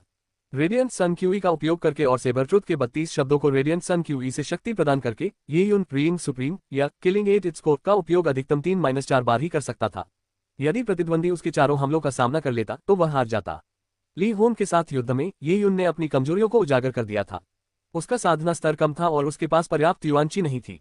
यदि उसके विरोधी इस बात को अच्छी तरह समझ लें तो वे रक्षात्मक रणनीति अपनाकर ये यून को अपनी सारी ऊर्जा खर्च करने पर मजबूर कर सकते हैं। यदि ऐसा हुआ तो ये यून की जीत की संभावना बहुत कम हो जाएगी। ये यून ने सिर हिलाते हुए कहा, फिलहाल नहीं। वह निश्चित रूप से अखाड़े में लौटेंगे, लेकिन अभी समय नहीं था। ये यून को आज बहुत कुछ समझना था। साथ ही ये यून नियमों से संबंधित सत्यों को जल्द से जल्द समझना चाहते थे। कानूनों की शक्ति से सहायता मिलने पर उसकी युआनची की खपत दक्षता में सुधार होगा। इस प्रकार यह उसकी युआनची की कमी की भरपाई करने में सक्षम होगा। ठीक है, रेफरी ने सिर हिलाया। एक पुलिस अधिकारी ये यून के सामने आया और बोला, मेरे पीछे आओ, मैं तुम्हें केंद्रीय दिव्य मीनार तक ले चलता हूँ। 15 मिनट बाद केंद्रीय दिव्य टावर के हॉल में ये यून की मुलाकात एल्डर जियांगे और कांगयान से हुई। ये यून के प्रवेश करते ही कांगयान ने उसे ऐसे देखा मानो वह कोई राक्षस हो। वहीं दूसरी ओर जियांगे ने ये यून को ऊपर से नीचे तक गौर से देखना शुरू कर दिया। बच्चे, तुमने सचमुच 2 महीने में ताया पवित्र तकनीक में महारत हासिल कर ली। कांगयान को उस समय भी यह अविश्वसनीय लग रहा था। ओह! ये यून को समझ नहीं आ रहा था कि क्या जवाब दे। क्या उसे कांगयान को यह बताना जरूरी था कि उसने इसे सीखने में वास्तव में केवल 12-13 दिन ही लगाए थे। ये यून की ओर से कोई जवाब न मिलने पर कांगयान को लगा कि उसने मौन सहमति दे दी है। वाह, कमाल है। बहुत पहले बूढ़े जियान ने ताया पवित्र तकनीक में महारत हासिल करने में 4 महीने लगाए थे। आपने तो बूढ़े जियान के मुकाबले आधे समय में ही यह हुनर सीख लिया। कांगयान ने ये यून की प्रशंसा करते हुए जियांगे की कमियों को भी उजागर किया। जियांगे पहले कुछ और कहना चाहता था, लेकिन कांगयान की बातें सुनकर उसे थोड़ी शर्मिंदगी महसूस हुई। खांसते हुए उसने धीरे से कहा, बूढ़े कांग, मुझे याद है कि आपको ताया पवित्र तकनीक में महारत हासिल करने में 5 महीने लगे थे। यह मुझसे 1 महीना ज्यादा है। जियांगे की बातें सुनकर कांगयान का बूढ़ा चेहरा लाल हो गया और उसने बस हंसकर बात टाल दी। तेजी से ताया पवित्र तकनीक सीखना कोई बड़ी बात नहीं है। हालांकि मैं धीमे सीख रहा था, फिर भी मैं तुमसे 400 साल पहले ऋषि बन गया। कांगयान ने गर्व से कहा। यह सुनकर जियांगे अवाक रह गया। बूढ़े कांग की चमड़ी सचमुच मोटी थी। बूढ़े मूर्ख, ये क्यों नहीं बताते कि आप मुझसे 800 साल बड़े हैं। जियांगे और कांगयान लगभग एक ही समय में ऋषि बने। उनके बीच मैत्रीपूर्ण संबंध थे, इसलिए उनके बीच नोकझोंक होना आम बात थी। लेकिन जूनियर के सामने उन्हें अपनी गरिमा बनाए रखनी होगी और झगड़े से बचना होगा। ये यून को यह देखकर अच्छा लगा कि उन दोनों ने उसके सामने इस तरह का व्यवहार किया। वह जानता था कि कांगयान और जियांगे उसे पहले से ही कनिष्ठ शिष्यों में से एक मानते थे, इसलिए वे स्वतंत्र रूप से कार्य करते थे और ऐसा करने में उन्हें कोई संकोच नहीं था। इससे स्पष्ट रूप से पता चलता है कि दोनों बुजुर्ग व्यक्ति उनकी सराहना करते थे। हाँ, पहले मतलब पहले, उस बारे में। बच्चे, कांगयान ने ये यून की ओर मुड़कर कहा, मैंने पहले भी कहा था कि जो लोग ताया पवित्र तकनीक सीखते हैं वे शायद ऋषि न बन पाए। ये बिल्कुल सही है। पिछले 5000 वर्षों में ऐसे कई कनिष्ठ शिष्य हुए हैं जिन्होंने मुझसे भी तेजी से ताया पवित्र तकनीक सीखी है, लेकिन उनमें से ऋषि बनने वालों की संख्या उंगलियों पर गिनी जा सकती है। हालांकि तुमने 2 महीनों में ताया पवित्र तकनीक में महारत हासिल कर ली है, लेकिन आत्मसंतुष्ट मत हो। तुम अभी भी ऋषि बनने से बहुत दूर हो। कैंग यान को डर था कि यून की शुरुआती सफलता उसके सिर पर चढ़ जाएगी, इसलिए उसने उसे समझाया। 2 जीवन जी चुके यून को यह बात अच्छी तरह समझ आ गई थी। उन्होंने आदरपूर्वक उत्तर दिया, ये कनिष्ठ व्यक्ति समझता है। ठीक है, कांग यान ने सिर हिलाया। इस बारे में बात करते हुए लगभग 1 लाख साल पहले एक व्यक्ति ने ताया पवित्र तकनीक में महारत हासिल करने का सबसे तेज रिकॉर्ड बनाया था। वह व्यक्ति ऋषि बना और वह ऋषियों में सर्वश्रेष्ठ में से एक था। अरे, ताया पवित्र तकनीक में महारत हासिल करने का भी कोई रिकॉर्ड है? ये यून कुछ देर के लिए अचंभित रह गया। ताया पवित्र तकनीक में महारत हासिल करने में लगने वाले समय का भी कोई रिकॉर्ड है? यदि उसे यह बात पहले से पता होती तो वह इस पर महारत हासिल करने के बाद इसकी घोषणा कर देता। ये यून को दया आई क्योंकि ऐसे रिकॉर्ड से मिलने वाला इनाम निश्चित रूप से बहुत अच्छा था। उसने मन ही मन ये तय कर लिया कि वह कौन से रिकॉर्ड तोड़ सकता है जिससे उसे जल्दी ही प्रसिद्धि मिल सके। उस वरिष्ठ व्यक्ति को ताया पवित्र तकनीक में महारत हासिल करने में कितना समय लगा? ये यून ने पूछा। कैंग यान ने 2 उंगलियां फैलाकर कहा, 20 दिन। 20 दिन। ये यून चौंक गई, इतनी जल्दी? वह जानता था कि केवल बैंगनी क्रिस्टल की बदौलत ही उसने 10 दिनों से कुछ अधिक समय में ताया पवित्र तकनीक में महारत हासिल कर ली थी। लेकिन क्या ताया दिव्य साम्राज्य के इतिहास में कोई ऐसा भी था जिसने अपने स्वयं के प्रयासों से ताया पवित्र तकनीक में महारत हासिल की हो? ये किस तरह की प्रतिभा थी? उस व्यक्ति के साथ शायद कुछ संयोगवश घटनाएं हुई होंगी, लेकिन ये उनका मानना था कि चाहे कुछ भी हो, उसकी तुलना बैंगनी क्रिस्टल से नहीं की जा सकती। क्या तुम्हें आश्चर्य हुआ? मुझे भी सुनकर आश्चर्य हुआ था। दरअसल उस व्यक्ति का शरीर शुद्ध यांग था, इसलिए ताया पवित्र तकनीक सीखना आधे काम में दुगुना लाभ देने जैसा था। अंततः उन्हें शुद्ध यांग अमर की उपाधि दी गई। उन्होंने शुद्ध यांग महल की स्थापना की, लेकिन दुर्भाग्य से शुद्ध यांग महल नष्ट हो गया है। संसार का नियम क्षणभंगुर है, कांग यान ने धीरे से कहा। ये यून थोड़ा अचंभित रह गया। शुद्ध यांग शरीर। ताया पवित्र तकनीक प्रकृति में शुद्ध यांग थी, इसलिए शुद्ध यांग शरीर वाले व्यक्ति के लिए इसे जल्दी से महारत हासिल करना स्वाभाविक था। इस बात को ध्यान में रखते हुए ताया पवित्र तकनीक में महारत हासिल करने के अपने रिकॉर्ड की रिपोर्ट न करने पर अब कोई अफसोस नहीं था। उनका शरीर शुद्ध यांग नहीं था, इसलिए ये समझाना असंभव था कि उन्होंने महज 10 दिनों में ताया पवित्र तकनीक में महारत कैसे प्राप्त कर ली। लेकिन शुद्ध यांग शरीर नाम जाना पहचाना सा लगा, मानो। ये यून के मन में अचानक एक विचार आया। लिन जिनटोग। क्या लिन शिंटोग के पास प्राकृतिक yin मेरिडियन नहीं थे? अपनी प्राकृतिक yin मेरिडियन के कारण लिन शिंटोग को अपनी समाप्त हो चुकी मेरिडियन को जोड़ने का तरीका खोजने के लिए दुनिया भर की यात्रा करनी पड़ी। ये यून लिन शिंटोग का बहुत ऋणी था और उसने पहले ही लिन शिंटोग की अधूरी नसों को फिर से जोड़ने में मदद करने का रास्ता खोजने का वादा किया था। अब लिन शिंटोग के शरीर से जुड़ी किसी बात को सुनकर ये यून ने पूछे बिना नहीं रह सकी, बड़े साहब, इस कनिष्ठ ने प्राकृतिक yin मेरिडियन नामक एक विशेष शारीरिक संरचना के बारे में सुना है। इस स्थिति वाले लोग 400 वर्ष से अधिक जीवित नहीं रह सकते और उच्च स्तर की साधना करने पर उनकी भी एक सीमा होती है। लेकिन बड़े साहब की बात सुनने के बाद शुद्ध यांग शरीर वाले उस वरिष्ठ ने ऋषि बनने में सफलता प्राप्त की। मुझे आश्चर्य होता है कि क्या शुद्ध यांग शरीर प्राकृतिक yin मेरिडियन को निष्क्रिय कर सकता है? क्या इन दोनों के बीच कोई संबंध है? अध्याय 255 टोटेम रहस्यवादी तकनीक। ओह, आपको प्राकृतिक yin मेरिडियन के बारे में भी पता है? कांग यान ने अपनी ठुड्डी सहलाते हुए कहा। प्राकृतिक yin मेरिडियन प्राकृतिक यांग मेरिडियन का प्रतिकार करते हैं, जबकि एक शुद्ध yin शरीर एक शुद्ध यांग शरीर का प्रतिकार करता है। क्या सच में? ये सुनकर ये यून को कुछ अफसोस हुआ। इससे पहले कांग यान ने बताया था कि एक वरिष्ठ जिनके शरीर में शुद्ध यांग तत्व था, ने 20 दिनों में ताया पवित्र तकनीक में महारत हासिल कर ली थी और अंततः वे एक ऋषि बन गए थे। ये यून ने पहले सोचा था कि अगर लिन शिंटोग की प्राकृतिक yin नारियां शुद्ध यांग शरीर का मुकाबला कर सकती हैं, तो लिन शिंटोग के ऋषि बनने की संभावना है। अब लगता है कि उसने बहुत ही सरलता से सोचा था। ये यून ने पूछा, शुद्ध yin शरीर क्या है और प्राकृतिक yin मेरिडियन क्या है? जियांगे ने बात संभाली और अपनी दाढ़ी सहलाते हुए कहा, जिन लोगों में प्राकृतिक yin मेरिडियन होते हैं, उनके शरीर में निश्चित रूप से शुद्ध yin तत्व होते हैं, लेकिन शुद्ध yin शरीर वाले लोगों में जरूरी नहीं कि प्राकृतिक yin मेरिडियन भी हो। शुद्ध yin शरीर केवल महिलाओं में ही पाए जाते हैं। उनके शरीर स्वर्ग पृथ्वी युआनची के साथ पुनर्ता संश्लेषित हो सकते हैं और वे आमतौर पर दुर्लभ साधना प्रतिभा की धनी होती हैं। शुद्ध yin शरीर के भी विभिन्न स्तर होते हैं। शरीर जितना शुद्ध होगा, साधना प्रतिभा उतनी ही उच्च होगी। शुद्ध yin शरीर की चरम अवस्था प्राकृतिक yin मेरिडियन का होना है। जैसा कि कहावत है, चरम सीमा पर पहुंचने के बाद चीजें हमेशा उलझ जाती हैं। प्राकृतिक yin मेरिडियन वाले लोगों को साधना के मार्ग में कई तरह की बाधाओं का सामना करना पड़ता है। जैसा कि आपने कहा, लड़की की आयु 400 वर्ष से अधिक नहीं होगी। एक निश्चित साधना स्तर पर पहुंचने के बाद वे एक गतिरोध में फंस जाएंगे। शुद्ध yin शरीर वाली ऐसी लड़कियां बहुत दुर्लभ होती हैं। कुछ लोग कहते हैं कि उनमें इतनी प्रतिभा होती है कि स्वर्ग भी उनसे ईर्ष्या करता है। इसी कारण उनका जीवनकाल छोटा होता है और स्वर्ग के नियम के अनुसार उनकी साधना का मार्ग भी छोटा हो जाता है। क्या स्वर्ग के नियम साधना के मार्ग को छोटा कर देते हैं? ये यून स्तब्ध रह गया। केवल उन शब्दों से ही वह प्राकृतिक yin मेरिडियनों को जोड़ने में लगने वाली कठिनाई की कल्पना कर सकता था। क्या वरिष्ठ अधिकारी को इस तरह की समाप्त हो चुकी देशांतर रेखाओं को जोड़ने का कोई तरीका पता है? ये यून का सवाल सुनकर जियांगे ने सिर हिलाते हुए कहा, मुश्किल, बहुत मुश्किल। ये स्वर्ग के नियमों को चुनौती देने वाला काम है। क्योंकि साधना का मार्ग स्वर्ग के नियमों द्वारा छोटा कर दिया गया है, इसलिए किसी नश्वर की शक्ति से उन्हें जोड़ना बहुत मुश्किल है। हालांकि ऐसी किंवदंतियां हैं कि एक बार ये समाप्त हो चुकी ये नारियां जुड़ जाएं, तो लड़की साधना में इतनी निपुण हो जाएगी जितनी लाखों वर्षों में नहीं देखी गई। वह आसमान छू जाएगी और एक महान महारानी बन जाएगी। और ऐसा प्रतीत होता है कि प्राचीन काल में ऐसी ही एक महान महारानी थी। उनके पास प्राकृतिक yin मेरिडियन थे, लेकिन किसी अज्ञात विधि का उपयोग करके उन्होंने अपने ही समाप्त हो चुके मेरिडियन को जोड़ दिया था। प्राचीन महान सम्राटों का जिक्र करते ही जियांगे भावुक हो गए। ताया दिव्य साम्राज्य की स्थापना के बाद से आज तक एक भी महान सम्राट नहीं हुआ है। प्राचीन महान साम्राज्य, ये यून के मन में एक विचार आया। चूंकि कुछ लोग स्वर्ग को चुनौती देने में कामयाब रहे थे, इससे साबित होता है कि यह असंभव मार्ग नहीं था। बैंगनी क्रिस्टल होने के कारण वह दूसरों से अलग था। उसके पास ऐसा करने के साधन अवश्य होने चाहिए। जब ये यून इस बारे में सोच रहा था, तभी उसने देखा कि कांग यान की आंखों में कुछ भयावह भाव झलक रहे थे और वही यून को घूर रहा था। ऐसा लग रहा था मानो वह कुछ देख रहा हो। ओह, ये सीनियर क्या देख रहे हैं? ये यून ने असहज होकर अपना चेहरा छुआ।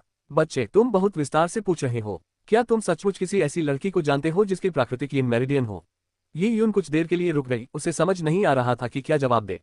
हे, कांग यान कामुक मुस्कान के साथ धीरे से बोला, शुद्ध yin शरीर वाली लड़कियां बेहद खूबसूरत होती हैं, वे दुनिया में सर्वश्रेष्ठ हैं। और शुद्ध yin शरीर की चरम अवस्था, प्राकृतिक yin मेरिडियन वाली लड़कियां तो और भी अधिक सुंदर होती हैं। इस लड़की का शरीर इतना शुद्ध है कि यह पिघलते हुए हिमखंड की तरह है। जैसे ही कांग यान ने ये कहा, जियांगे को खांसी आने लगी, मानो वह कांग यान को आगे बोलने से रोकना चाहता हो। लेकिन कांग यान ने अनसुना कर अपनी रहस्यमय आवाज में कहना जारी रखा, बच्चे, क्या तुमने यिन और यान के पूरक होने के बारे में सुना है? इसमें यिन का उपयोग यान को संतुलित करने के लिए और यान का उपयोग यिन को संतुलित करने के लिए किया जाता है। पुरुष और स्त्री के शरीर में जितना अधिक अंतर होगा, उतना ही बेहतर और स्पष्ट प्रभाव होगा। शुद्ध यिन शरीर वाली लड़की इस तरह के पूरक संभोग के लिए सबसे अच्छी साथी होती है, और शुद्ध यांग शरीर वाले पुरुष के लिए तो और भी बेहतर। इसके अलावा ये लड़की के लिए भी बहुत फायदेमंद होता है। जियांगे को जोर जोर से खांसी आने लगी। वह अवाक रह गया। ये यून की उम्र कितनी थी? ये सोचकर ही हैरानी होती है कि यह बूढ़ा गंदा आदमी 13 साल के बच्चे को ऐसी बातें बता रहा था। लेकिन कांग यान और भी उत्साहित हो गया और जियांगे को हवा की तरह मानते हुए बोला, मैं कहता हूँ बालक, तुम में ताया पवित्र तकनीक का अभ्यास करने की अपार प्रतिभा है। भविष्य में तुम्हारा शरीर यांग ची से भर जाएगा। इसलिए भले ही तुम्हारा शरीर अभी शुद्ध यांग न हो, अगर तुम ताया पवित्र तकनीक के 9वें स्तर में महारत हासिल कर लो, तो तुम निश्चित रूप से किसी भी सामान्य शुद्ध यांग शरीर से कहीं अधिक शक्तिशाली हो जाओगे। लेकिन अत्यधिक शुद्ध यांग होना हमेशा अच्छा नहीं होता। तुम्हें अपने आप को संतुलित करने के लिए थोड़ी सी शुद्ध यिन ची की भी आवश्यकता होगी, जो तुम्हें उच्चतम स्तर तक ले जाएगी। बूढ़े कैंग ने तुम्हें तो पता ही है वाले भाव से धीरे से हंसना शुरू कर दिया। ये यून का मुंह खुला रह गया। उस समय उसे समझ नहीं आ रहा था कि वह सिर हिलाए या मना करे। बूढ़े कांग, तुम उसे किस तरह की बकवास बातें बता रहे हो? जियांगे ने चिढ़कर कहा। बूढ़े जियान, मैं बकवास नहीं कर रहा था। मैंने जो कुछ भी कहा वह तर्कसंगत था। मुझे बताओ, मैंने ऐसा क्या कहा जो बकवास था? कांग यान ने गंभीर लहजे में सवाल उठाते हुए जवाब दिया, जिससे जियांगे चौंक गया। उसे यह स्वीकार करना पड़ा कि हालांकि कांग यान की बातें सही नहीं लग रही थी, लेकिन वे सच के सिवा कुछ नहीं थी। इसके अलावा कांग यान ने यून के कंधे पर थपथपाया और उसे जियांगे की ओर पीट करके अपनी ओर खींच लिया। फिर फुसफुसाते हुए कहा, दरअसल मुझे लगता है कि यिन और यान का ये पूरक यौन संबंध प्राकृतिक यिन मेरिडियन वाली लड़की के निष्क्रिय मेरिडियन को जोड़ने में मदद कर सकता है। अरे, ऐसा भी कुछ होता है? ये यून ने इस बारे में सोचा। क्या ये सच हो सकता है? हे, मैं तो यही सोच रही थी। लेकिन कौन कह सकता है कि ऐसा नहीं हो सकता? यिन और यांग एक दूसरे के पूरक हैं। यह एक ऐसा सत्य है जो कभी नहीं बदलता। मैं इस बात की गारंटी नहीं दे सकती कि इससे बंद पड़ी नसें जुड़ जाएंगी, लेकिन इसके कुछ फायदे तो जरूर होंगे। कम से कम इससे लड़की की उम्र तो बढ़ जाएगी। वैसे क्या आप किसी ऐसी लड़की को जानती हैं जिसकी नसें प्राकृतिक रूप से यिन हो? बूढ़े कैंग को इस बात की बहुत चिंता थी। जब ये यून का शुद्ध यांग पूर्ण हो जाएगा तो उसे शुद्ध यिन ची की थोड़ी सी मात्रा की आवश्यकता होगी, जो ये यून के लिए एक अत्यंत सौभाग्यपूर्ण घटना होगी। ये यून 2 बार बेजान हंसा। उसने न तो इसे स्वीकार किया और न ही इनकार किया। अगर ये यून ये बात मान लेती और उस दुष्ट बूढ़े आदमी से लिन शिंटो की हालत के बारे में बात करने लगती, तो उसे यह अजीब लगता। उसे ऐसा लगता मानो वह किसी देवी की पीठ पीछे उसकी लालसा कर रहा हो। बहरहाल कांग यान के शब्दों ने ये यून को लिन शिंटो की समाप्त हो चुकी नारियों को जोड़ने का एक तरीका प्रदान किया। यौन संबंध की बात को नजरअंदाज करते हुए, जब तक उसे लिन शिंटो के शरीर को पोषण देने के लिए शुद्ध यांग ची से भरपूर खजाने मिल जाते, तब तक यह उसके लिए बहुत फायदेमंद होता। ये यून के बैंगनी क्रिस्टल की मदद से उसके लिए शुद्ध यांग खजाने ढूंढना कोई मुश्किल काम नहीं था। वरिष्ठ महोदय, मुझे टोटेम की रहस्यमय तकनीकों के बारे में एक और प्रश्न पूछना है। कुछ दिनों में मैं दिव्य वन में निर्जन जानवरों का शिकार करने जा रहा हूँ। मैं एक एस्पेक्ट टोटेम को संघनित करने का प्रयास करना चाहता हूँ। ये यून ने विषय बदल दिया। किसी एस्पेक्ट टोटेम को संघनित करने के लिए उसे हवा से नहीं बनाया जा सकता था, उसे एक रहस्यमय तकनीक की आवश्यकता थी। टोटेम रहस्यवादी तकनीक साधना तकनीक के समान थी। ये योद्धाओं के लिए एक बहुत ही महत्वपूर्ण तकनीक थी। ओह, आप युआन से पहले के पहलू को संघनित करने की कोशिश करना चाहते हैं? बूढ़े कांग की आंखें चमक उठी। युआन से पहले के पहलू को संघनित करने वाले लोग वाकई अद्भुत थे। ताया दिव्य नगरी जैसे स्थान के लिए जहां हर तरह के प्रतिभाशाली लोग एकत्रित होते थे, ऐसे लोग अभी भी बहुत दुर्लभ थे। उन्हें न केवल दूरदर्शिता की आवश्यकता थी बल्कि प्रतिभा की भी। विभिन्न योद्धाओं की उजाड़ शक्ति के साथ अलग अलग आत्मीयता थी। यद्यपि कुछ लोगों में असाधारण प्रतिभा होती है, फिर भी वे निर्जन प्राणी की निर्जन शक्ति को आत्मसात करने में असमर्थ होते हैं। ऐसे व्यक्ति के लिए युआन स्तर तक पहुंचने के बाद भी एस्पेक्ट टोटेम का निर्माण करना अत्यंत कठिन हो सकता है। युआन से पूर्व के एस्पेक्ट टोटेम की तो बात ही छोड़ दें। मैं कोशिश करूंगा, ये युन ने मुस्कुराते हुए कहा। अगर मैं सचमुच ऐसा नहीं कर पाया तो मैं युआन फाउंडेशन क्षेत्र में प्रवेश करने तक इंतजार करूंगा। अरे बच्चे, तुमने ताया पवित्र तकनीक में महारत हासिल कर ली है और कृपाण सत्य के 32 शब्दों का ज्ञान भी प्राप्त कर लिया है। तुम तो युआन से पहले की दृष्टि भी आजमाना चाहते हो। सब कुछ तुम्हारा ही है, कांग यान ने दोस्ताना लहजे में कहा। लेकिन ज्यादा उम्मीद मत रखो। अगर तुम इसे संघनित नहीं कर पाते तो कोई बात नहीं, ऐसा करने वाले बहुत कम लोग हैं। तुमने जो परिणाम प्राप्त किए हैं वे वाकई अद्भुत हैं। कांग यान ने यी युन पर एक जेड स्क्रॉल फेंकते हुए कहा। इसमें टोटेम रहस्यवादी तकनीकें शामिल हैं, आप इसे चुन सकते हैं। बेशक, मैं आपसे सामान्य शुल्क लूंगा। एक अच्छी टोटेम रहस्यवादी तकनीक सस्ती नहीं होती। ताया दिव्य नगरी के अपने नियम थे, संसाधनों का आवंटन नियमों के अनुसार ही किया जाता था। ये युन ने खुशी से जेड स्क्रॉल को पकड़ लिया। जेड स्क्रॉल की शुरुआत में एस्पेक्ट टोटेम के विभिन्न स्तरों का परिचय दिया गया था। एस्पेक्ट टोटेम्स में शानदार विविधता थी। विभिन्न योद्धा अपने शरीर की विशेषताओं और सीखी गई साधना तकनीकों के अनुसार विभिन्न प्रकार के पहलू टोटेम का निर्माण कर सकते थे। उदाहरण के लिए एस्पेक्ट टोटेम चू शियाओरान का संघनन एक उजाड़ जानवर के आकार में था। कुछ लोग एस्पेक्ट टोटेम के रूपों को पौधों, हथियारों, तारामंडलों या यहाँ तक कि पहाड़ों और नदियों की तरह संघनित करते हैं। एस्पेक्ट टोटेम जितना शक्तिशाली होता था, उसे संघनित करना उतना ही कठिन होता था। एक बार बन जाने पर यह आकार में इतना विशाल हो जाता था कि एक अप्राकृतिक घटना का कारण बन जाता था। बेशक, इस मुकाम तक पहुंचना बहुत मुश्किल था। अध्याय 256, पुस्तकालय में 9वीं छत। जेड स्क्रॉल के परिचय को देखने के बाद ये उनके मन में कुछ उत्सुकता उत्पन्न हुई। एस्पेक्ट टोटेम न केवल योद्धा की युआनची को बढ़ाता था, बल्कि इसका उपयोग दुश्मनों पर हमला करने के लिए भी किया जा सकता था। उदाहरण के लिए, एक तलवारबाज का एस्पेक्ट टोटेम भी तलवार के आकार का होगा। जब वह अपने एस्पेक्ट टोटेम को प्रकट करता है तो वह पलक झपकते ही 300 मीटर दूर खड़े प्रतिद्वंद्वी को मार सकता है। कई तलवारबाज चाहते थे कि उनका एस्पेक्ट टोटेम तलवार के आकार का हो। उनके लिए यही सबसे अच्छा एस्पेक्ट टोटेम था। दुर्भाग्यवश हर तलवारबाज एस्पेक्ट टोटेम को तलवार के आकार में संघनित नहीं कर सकता था। मुझे आश्चर्य है कि जब मैं अपने एस्पेक्ट टोटेम को संघनित करूंगा तो वह कैसा दिखेगा। ये यून अपने एस्पेक्ट टोटेम को संघनित करने के क्षण का बेसब्री से इंतजार कर रहा था। उसने ज़ैड की शिलाखंड में वर्णित टोटेम रहस्यवादी तकनीकों का अध्ययन किया। दिव्य मार्शल एस्पेक्ट, विनिमय मूल्य 50,000 dragon scale रून्स। Divya martial aspect में महारत हासिल करने के लिए शक्ति आधारित निर्जन जानवरों का शिकार करना होगा। उदाहरण के लिए, strength omega app, heavenly armored rhinoceros, 1000 mountain bear. उद्धरण चिन्ह। दिव्य मार्शल एस्पेक्ट में महारत हासिल करने के लिए योद्धा के रक्त और ची ऊर्जा आधार पर अत्यधिक आवश्यकताएं होती हैं। इसके लिए उन्हें मजबूत और बलवान होना पड़ता है। केवल बलवान शरीर वाले ही अपने शरीर में प्रवाहित होने वाली उजाड़ शक्ति को सहन कर सकते हैं। एक बार दिव्य मार्शल एस्पेक्ट में महारत हासिल हो जाने पर वे एक पशु समान एस्पेक्ट टोटेम का निर्माण कर सकते हैं। एस्पेक्ट टोटेम के साथ शरीर की शक्ति कई गुना बढ़ जाती है, यहाँ तक कि पहाड़ उठाने की क्षमता तक पहुंच जाती है। ये यून ने जब टोटेम रहस्यवादी तकनीक का पहला परिचय देखा तो उसे तुरंत महसूस हुआ कि यह रहस्यवादी तकनीक क्यूनियो के लिए सबसे उपयुक्त है। एक बार जब क्यूनियो ने 1000 पर्वतीय भालू के समान एक पहलू टोटेम का निर्माण कर लिया तो वह एक मानवरूपी आदिम निर्जन पशु में परिवर्तित हो सकता था। उसका वर्णन केवल हिंसा शब्द से ही किया जा सकता था। लेकिन ये यून को रास नहीं आया। केवल ताकत के बल पर लड़ना बहुत ही सीमित सोच थी। ये यून उसे देखती रही। स्वर्गीय अग्नि रहस्य, जिसकी कीमत 60,000 ड्रैगन स्केल रून्स थी। यह एक ऐसी तकनीक थी जिसके द्वारा अग्नि तत्व से युक्त निर्जन प्राणियों का शिकार करके अग्नि तत्व से युक्त पहलू टोटेम को संघनित किया जाता था। यह अग्नि तत्व से युक्त युआनची के साथ अत्यधिक आत्मीयता रखने वाले योद्धाओं के लिए सबसे उपयुक्त थी। मिस्ट वैनम सीक्रेट टॉम, जिसकी कीमत 35,000 ड्रैगन स्केल रून्स है। यह विषैले कीड़ों को पैदा करने की एक रहस्यमयी तकनीक थी। अत्यधिक विषैले निर्जन जानवरों का शिकार करके और उनके विषों को इकट्ठा करके एक विषैला एस्पेक्ट टोटेम बनाया जा सकता था। एक बार जब इसे प्रकट कर दिया जाता था तो यह एक विषैली धुंध फैलाता था जिससे 5 किलोमीटर के दायरे में मौजूद सभी जीवित प्राणी हड्डियों के कंकाल में तब्दील हो जाते थे। ये यून ने सूची में खोजबीन की। उसने पाया कि बड़ी संख्या में टोटेम रहस्यवादी तकनीकें एक विशिष्ट तत्व पर केंद्रित थीं, उदाहरण के लिए बर्फ, आग, पृथ्वी या शुद्ध शक्ति या गति। लेकिन ये यून को इनमें से कोई भी विकल्प अपने लिए उपयुक्त नहीं लगा। कई योद्धाओं में किसी विशेष मौलिक नियम के प्रति स्वाभाविक झुकाव होता था। उदाहरण के लिए, चू शियाओरान स्वाभाविक रूप से बर्फीली युआन क्यूई को नियंत्रित करने में सक्षम थी, इसलिए उसके द्वारा उत्पन्न एस्पेक्ट टोटेम स्वाभाविक रूप से बर्फ का था। लेकिन ये यून किसी भी प्रकार की युआनची को नियंत्रित करने में माहिर नहीं था। बल्कि बैंगनी क्रिस्टल के साथ ये यून के पास ऐसी कोई ऊर्जा नहीं थी जिसे वह नियंत्रित करने में माहिर न हो। चाहे वह स्वर्ग पृथ्वी युआनची हो या उजाड़ की शक्ति, जब तक वह ऊर्जा का कोई रूप था वह उसे नियंत्रित करने में माहिर था। उनके लिए किस प्रकार की टोटेम रहस्यवादी तकनीक सबसे उपयुक्त थी? ये यून ने सूची को बार बार पलटा और जेड स्क्रॉल में दी गई सभी रहस्यमय तकनीकों को देखने के बाद भी उसे अपने लिए कोई उपयुक्त तकनीक नहीं मिल पाई। अरे, इनमें से कोई भी उपयुक्त नहीं है। ये यून को नाराज देखकर कांग यान भी नाराज हो गया। उसके उस जेड स्क्रॉल में मौजूद टोटेम मिस्टिक तकनीकें युआन फाउंडेशन क्षेत्र के शुरुआती चरणों में योद्धाओं के लिए सबसे उपयुक्त थीं। वे उच्च गुणवत्ता वाली थीं, लेकिन उन्हें सीखना बहुत कठिन नहीं था। अगर ये यून युआन से पहले की किसी क्षमता को विकसित करना चाहता था तो ये तकनीक उसके लिए सबसे उपयुक्त थी।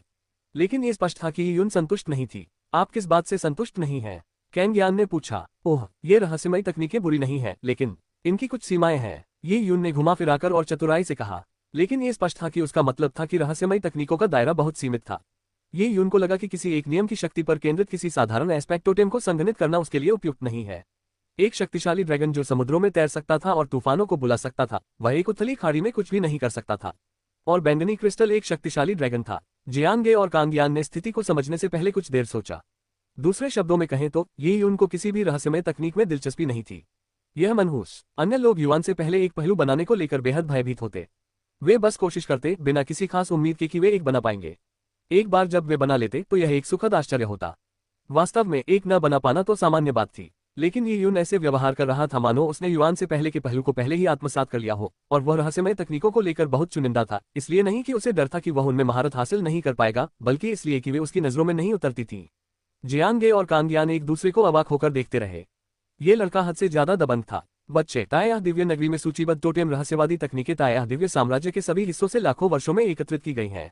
हर प्रकार की तकनीक शामिल है और गुणवत्ता भी उच्च है, फिर भी उनमें से किसी ने भी तुम्हारा ध्यान आकर्षित नहीं किया। ये यून को इतना नखरे वाला देखकर जियांगे खुद को रोक नहीं पाया और बोल पड़ा। दरअसल जियांगे कहना चाहता था, तुम तो युआन फाउंडेशन क्षेत्र में भी नहीं हो, और युआन से पहले के पहलू का संघनन अभी तक पूरी तरह से तय नहीं हुआ है। तुम इतने नखरे क्यों कर रहे हो? युआन से पहले के पहलू को संघनित करना आसान नहीं था। आपकी बोधगम्यता कितनी भी उच्च क्यों न हो, यदि आपका औजार शक्ति के साथ संबंध कमजोर है तो यह व्यर्थ है। ये यून, अपनी क्षमता से अधिक करने की कोशिश मत करो। उस समय किन हाउटियन भी युआन से पहले की अवस्था का निर्माण नहीं कर पाया था। नहीं, मैं उस समय कर पाया था। युआन से पहले की अवस्था की कठिनाइयां हर व्यक्ति के लिए अलग अलग होती हैं। इसका मतलब यह नहीं है कि तुम, चाहे कितनी भी प्रतिभा हो, युआन से पहले की अवस्था का निर्माण कर पाओगे। आप अभी पर्पल ब्लड के मध्य चरण में हैं। इसे व्यावहारिक तरीके से करें। इन सभी टोटेम रहस्यवादी तकनीकों को कम न समझें। ये सभी रहस्यवादी तकनीकें अपने आप में अद्भुत हैं। यदि आप युआन से पहले के पहलू का निर्माण करके इनमें से किसी में भी महारत हासिल कर लेते हैं तो यह अविश्वसनीय होगा। एक बार जब आप युआन आधारभूत स्तर पर पहुंच जाते हैं तो आप अपने एस्पेक्ट टोटेम को विकसित कर सकते हैं। समय के साथ साथ जैसे जैसे आपका साधना स्तर बढ़ता जाएगा, आपका एस्पेक्ट टोटेम भी शक्तिशाली होता जाएगा। यह आपके समान स्तर के योद्धाओं से भी अधिक शक्तिशाली हो जाएगा। यदि आप ऋषि बन जाते हैं तो आपका एस्पेक्ट टोटेम मेरे से भी अधिक शक्तिशाली होगा। एक बार जब आप उच्च स्तर पर पहुंच जाएंगे तो आप निश्चित रूप से और भी बेहतर टोटेम मिस्टिक तकनीक विकसित कर सकते हैं। लेकिन अभी ऐसा नहीं होना चाहिए। फिलहाल आप शुरुआती दौर में हैं। बेहतर होगा कि आप ऐसी तकनीक चुनें जिसे आप आसानी से सीख सकें। वास्तव में कांगयान ने आपको जो टोटेम मिस्टिक तकनीकें दी हैं वे सभी उत्कृष्ट हैं। आप उनकी कीमत से ही अंदाजा लगा सकते हैं। उनमें से प्रत्येक की औसत कीमत लगभग 50,000 ड्रैगन स्केल रून्स है। वे निश्चित रूप से सरल नहीं हैं। जियांगे कम ही बोलते थे, लेकिन अचानक ही वे ये उनसे बहुत कुछ बोलने लगे क्योंकि वे उनके बारे में बहुत अच्छी राय रखते थे। ये सुनकर ये उनको समझ नहीं आया कि क्या करे। वह जानता था कि जियांगे सहानुभूति दिखा रहा है, जिससे वह उसकी सलाह को अस्वीकार करने में असमंजस में पड़ गया। वह वरिष्ठ जियांगे, ये कनिष्ठ तो बस एक उच्च कोटि की टोटेम रहस्यमय तकनीक आजमाने की सोच रहा है। यह महज एक प्रयास है। इसमें खोने को कुछ नहीं है, और अगर मैं इसमें महारत हासिल कर भी लूं तो क्या होगा? ये यून ने जियांगे की चिंता के बावजूद ये बात कह दी। किसी शक्तिशाली व्यक्ति द्वारा जरूरत से ज्यादा चिंता जताए जाने से भी उसे परेशानी हो रही थी। कैंगयान ने ये यून को अजीब नजर से देखा। कुछ खोने को नहीं है, इसका क्या मतलब है? बच्चे, क्या तुम्हें पता है कि उच्च कोटि की रहस्यमय तकनीक की कितनी कीमत होती है? कई रहस्यमय तकनीकें तुम्हारे जैसे युवाओं के लिए नहीं बनी हैं। वे तो मानव स्वामियों के लिए बनी थी, और कुछ रहस्यमय तकनीकें तो ऐसी हैं जिन पर जियांगे और मुझे भी कभी कभी विचार करना पड़ता है। साथ ही किसी टोटेम रहस्यवादी तकनीक में महारत हासिल करने के लिए आपको वीरान जानवरों का शिकार करने में बहुत समय और ऊर्जा खर्च करनी होगी। आपको वीरान जानवरों की शक्ति को आत्मसात करके ये प्रयोग करना होगा कि क्या आप उसमें महारत हासिल कर सकते हैं। आपको लगता है कि कुछ भी दांव पर नहीं है। कौन जाने, शायद आप वास्तव में युआन से पहले के पहलू को संघनित करने की क्षमता रखते हो, लेकिन बहुत कठिन रहस्यवादी तकनीक चुनने के कारण आप युआन से पहले के पहलू को बनाने में असमर्थ हो जाएं। युआन आधार क्षेत्र में प्रवेश करने के बाद ही पहलू टोटेम बनाना आपका नुकसान होगा। कांगयान ने अपना तर्क स्पष्ट रूप से समझाया। कांगयान जैसे व्यक्ति के लिए युवा पीढ़ी को इतने कठोर तरीके से शिक्षित करना दुर्लभ था। ये सुनकर ये यून ने सिर हिलाया और ऐसा लग रहा था मानो वह इस बारे में गहराई से सोच रहा हो। इस सीनियर की बात में दम है और यह जूनियर इसे समझता है। ये यून की यह बात सुनकर कांगयान ने संतुष्टि से अपनी दाढ़ी सहलाई।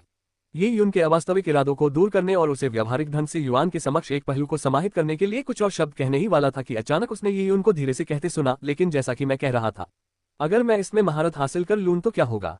कांग यान ने अपनी दाढ़ी पर फूंक मारी और घूरने लगा। जो शब्द वह कहना चाहता था वे उसके गले में ही अटक गए। ये यून को काफी देर तक घूरने के बाद उसने गंभीरता से पूछा, क्या आप वाकई कोशिश करना चाहती हैं? यदि संभव है तो। ये यून ने ये बात बड़े आत्मविश्वास से नहीं कही, लेकिन कांग यान जानता था कि ये यून इसे आजमाने के लिए दृढ़ संकल्पित था। ये यून के शब्दों में आत्मविश्वास की कमी का एकमात्र कारण ये था कि वह खुले तौर पर अपने और जियांगे की इच्छाओं के विरुद्ध नहीं जाना चाहता था। चूंकि आप इतने दृढ़ निश्चयी हैं तो ठीक है, कांग यान ने सिर हिलाया। तो मेरे साथ पुस्तकालय चलो और कोई रहस्यमयी तकनीक चुन लो। ये यून इससे पहले भी एक बार ताया डिवाइन सिटी के पुस्तकालय में आ चुका था। वहां काले पत्थर की सीढ़ियों वाली इमारतें एक के बाद एक बन रही थीं। उनका बाहरी स्वरूप सरल था। जैसे जैसे कोई आगे बढ़ता जाता किताबें और भी कीमती होती जाती।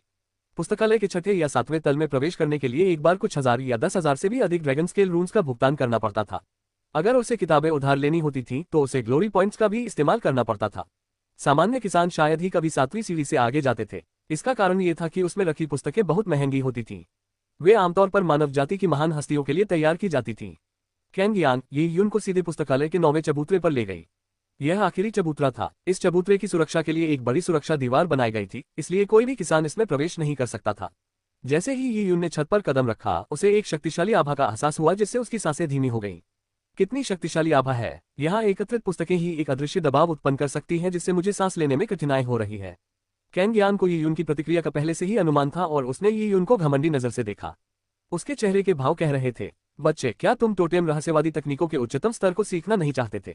इसलिए मैं तुम्हें यहाँ लाया हूँ ताकि तुम्हें बता सकूं कि टोटेम रहस्यवादी तकनीकों के उच्चतम स्तर की स्थिति कैसी होती है। रहस्यमय तकनीक में महारत हासिल करने की संभावना को नजरअंदाज करते हुए केवल उसकी आभा ही आपको मृत्यु तक डरा सकती है। ज्येष्ठ टेरेस के प्रवेश द्वार पर काले वस्त्र पहने कुछ प्रशासकों ने कांग यान को देखते ही उन्हें सलाम किया। इन काले वस्त्रधारी प्रशासकों को देखकर ये यून की भौहें तन गईं। स्वर्ग की आंख बनाने के बाद हालांकि वह इन काले वस्त्रधारी व्यक्तियों के स्तर का पता नहीं लगा सकता था, लेकिन वह उनकी शक्तियों का मोटा मोटा अंदाजा लगा सकता था। ये लोग बेहद ताकतवर थे। इन्हें कानून लागू करने वालों के स्तर का होना चाहिए। कानून लागू करने वालों के एक समूह द्वारा छत की रखवाली और उसके भीतर मौजूद सुरक्षा व्यवस्था के साथ ये छत निश्चित रूप से ताया दिव्य शहर में एक महत्वपूर्ण स्थान थी। अगर कांग यान न होती तो ये यून को प्रवेश करने का कोई अधिकार नहीं था। कांग यान ने सिर हिलाया और काले कपड़े पहने प्रशासकों को पीछे हटने का इशारा किया। वह ये यून को सीधे छत के शीर्ष पर ले गया। अध्याय 257 10,000 पशु टोटेम। ये रहा, आप चुन लीजिए। पुस्तकालय की 9वीं मंजिल में 7 तल थे और सबसे ऊपरी मंजिल पर केवल 7 अलमारियां थीं। प्रत्येक शेल्फ पर कुछ किताबें या जैद की नक्काशीदार पांडुलिपियां रखी हुई थीं। सभी अलमारियों पर सुरक्षात्मक अवरोधों की व्यवस्था भी की गई थी। ये यून ने यूं ही अलमारियों को सरसरी तौर पर देखा, लेकिन कुछ जैद स्क्रॉल देखकर वह चौंक गया। जैद से बने ये शिलालेख गहरे रक्त लाल रंग के थे। प्रत्येक शिलालेख की सतह पर प्राचीन लेख खुदे हुए थे और ऐसा प्रतीत होता है कि इनका लंबा इतिहास है। जैद की शिलाखंडों के नीचे लगे लेबल पर लिखा था, ताया पवित्र तकनीक 7वां से 9वां खंड। ताया पवित्र तकनीक के अंतिम 3 खंड। ये यून ने अपनी सांस रोक ली। अब तक उसने केवल ड्रैगन की खाल के बदले ताया पवित्र तकनीक की पहली 3 पुस्तकें ही खरीदी थीं और वे सभी पुस्तकों में सबसे सस्ती थीं। बाद के खंडों की कीमतों में घातीय दर से वृद्धि हुई। ये ज्ञात नहीं था कि ताया पवित्र तकनीक के पूरे 9 खंडों के बदले में कितने गौरवन प्राप्त करने होंगे। यहाँ ताया पवित्र तकनीक के अंतिम 3 खंड संग्रहित हैं। इसका अर्थ है कि इस स्थान पर रखी गई टोटेम रहस्यवादी तकनीकें ताया पवित्र तकनीक के समान स्तर की हैं। ये यून ने उधर देखा तो उसे वह शेल्फ दिखाई दी जिस पर टोटेम रहस्यवादी तकनीकें प्रदर्शित थीं। शेल्फ पर 3 जैद स्क्रॉल और एक काली किताब रखी हुई थी। 3 जैद स्क्रॉल में से 2 एक ही रहस्यमय तकनीक के 2 भाग वाले खंड थे। तीसरी जैद की पांडुलिपि एक स्वतंत्र रहस्यमय तकनीक थी और काली किताब एक और रहस्यमय तकनीक थी। दूसरे शब्दों में कहें तो उपलब्ध विकल्पों में केवल 3 ही टोटेम रहस्यवादी तकनीकें थीं।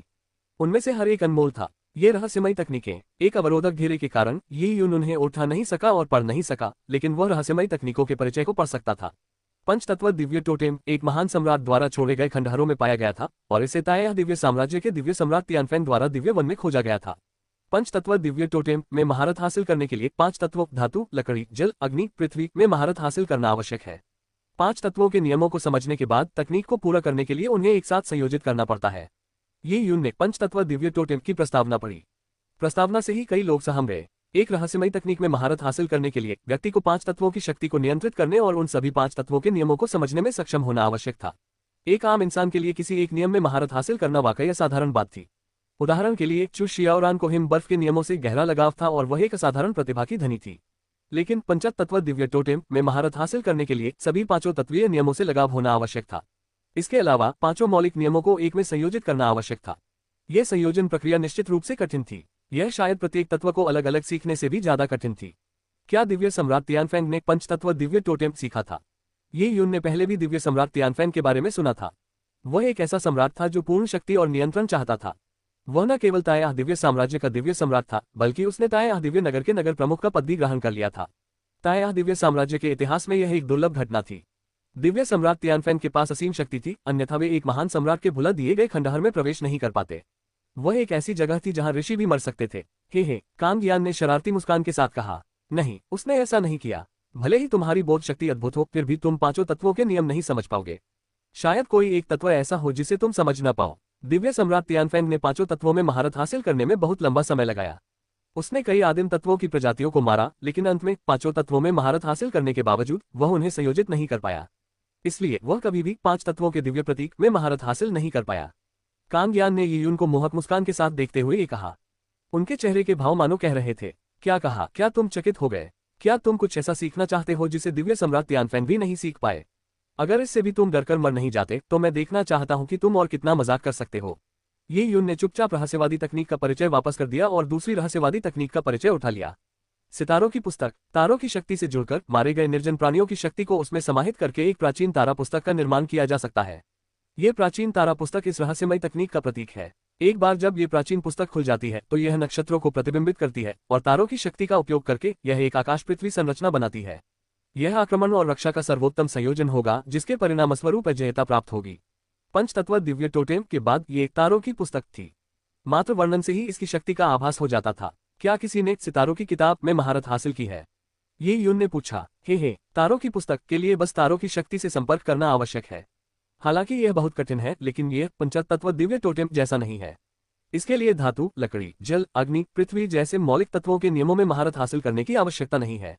ऐतिहासिक रूप से ताया दिव्य साम्राज्य में एक ऋषि थे जिन्होंने तारा प्राचीन पुस्तक टोटेम में महारत हासिल की थी। एक बार जब प्राचीन पुस्तक खोली गई तो यह नक्षत्रों को भी प्रतिबिंबित कर सकती थी, लेकिन तारों का उपयोग करके स्वर पृथ्वी व्यवस्था स्थापित करने में आज तक कोई भी सफल नहीं हो पाया है। क्या कहते हो? सितारों की किताब तो पंचतत्व दिव्य प्रतीक से भी ज्यादा हास्यास्पद है। क्या तुम अब भी इसे सीखने की कोशिश करना चाहते हो? कैंग यान ने चिढ़ाते हुए लहजे में कहा, जानबूझकर यी यून का मजाक उड़ाते हुए। ये यून ने कोई जवाब नहीं दिया और वह तीसरे टोटेम की रहस्यमय तकनीक को देखता रहा। ये टोटेम रहस्यवादी तकनीक बहुत खास थी। यह जैद पत्थर की बनी कोई पांडुलिपि नहीं थी, बल्कि एक प्राचीन काली किताब के रूप में थी। किताब बहुत पतली थी और ऐसा लग रहा था कि उसमें बस कुछ ही पन्ने हैं। प्राचीन पुस्तक की प्रस्तावना विस्तृत नहीं थी। नामहीन काली किताब एक प्राचीन अवशेष। इसमें केवल पहले 12 पन्ने हैं। दिव्य सम्राट तियानफेन ने इसे 10,000 पशु टोटेम नाम दिया था। 10,000 पशु टोटेम पर महारत हासिल करने के लिए 10,000 आदिम प्रजातियों को मारना होगा और उनकी विनाशकारी शक्ति का उपयोग करके एक पहलू टोटेम का निर्माण करना होगा। ये देखकर यी यून ने गहरी सांस ली। 10,000 आदिम प्रजातियों को मार डालो, ये तो हद से ज्यादा हास्यास्पद है। आगे पढ़ने पर पता चला कि इस अनाम काली किताब की प्रस्तावना में किसी अन्य विशेष मौलिक नियमों का उल्लेख नहीं था। 10,000 आदिम प्रजातियों को नष्ट करना अनिवार्य था और उनके मौलिक गुणों पर कोई प्रतिबंध नहीं था। चूंकि मौलिक नियम अनेक रूपों में प्रकट होते थे, इसलिए जिस पहलू टोटेम पर महारत हासिल की जाती थी उसका कोई विशिष्ट रूप नहीं होता था। उसकी शक्ति और नियम प्रत्येक व्यक्ति के लिए भिन्न होते थे और उसमें अनंत संभावनाएं थी। ये 10,000 पशु टोटेम, किसी ने इस पर महारत हासिल नहीं की है ना? ये यून ने कांग यान से पूछने के लिए अपना सिर घुमाया। कैंग यान ने ये यून पर आंखें घुमाते हुए कहा, क्या ये स्पष्ट नहीं है?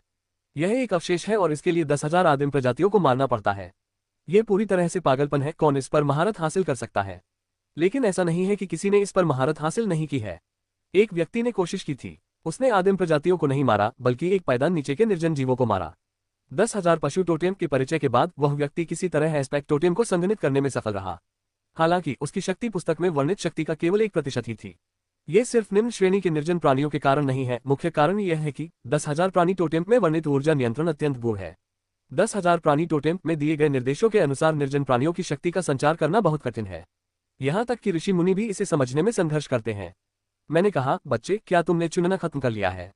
कैंग यान ने यी यून की ओर मुस्कुराते हुए पूछा। आपने मेरे द्वारा आपके लिए सावधानीपूर्वक चुनी गई टोटेम रहस्यवादी तकनीकों को अस्वीकार कर दिया और आपको यहाँ आकर दुर्व्यवहार सहना पड़ा। अब क्या आप संतुष्ट हैं?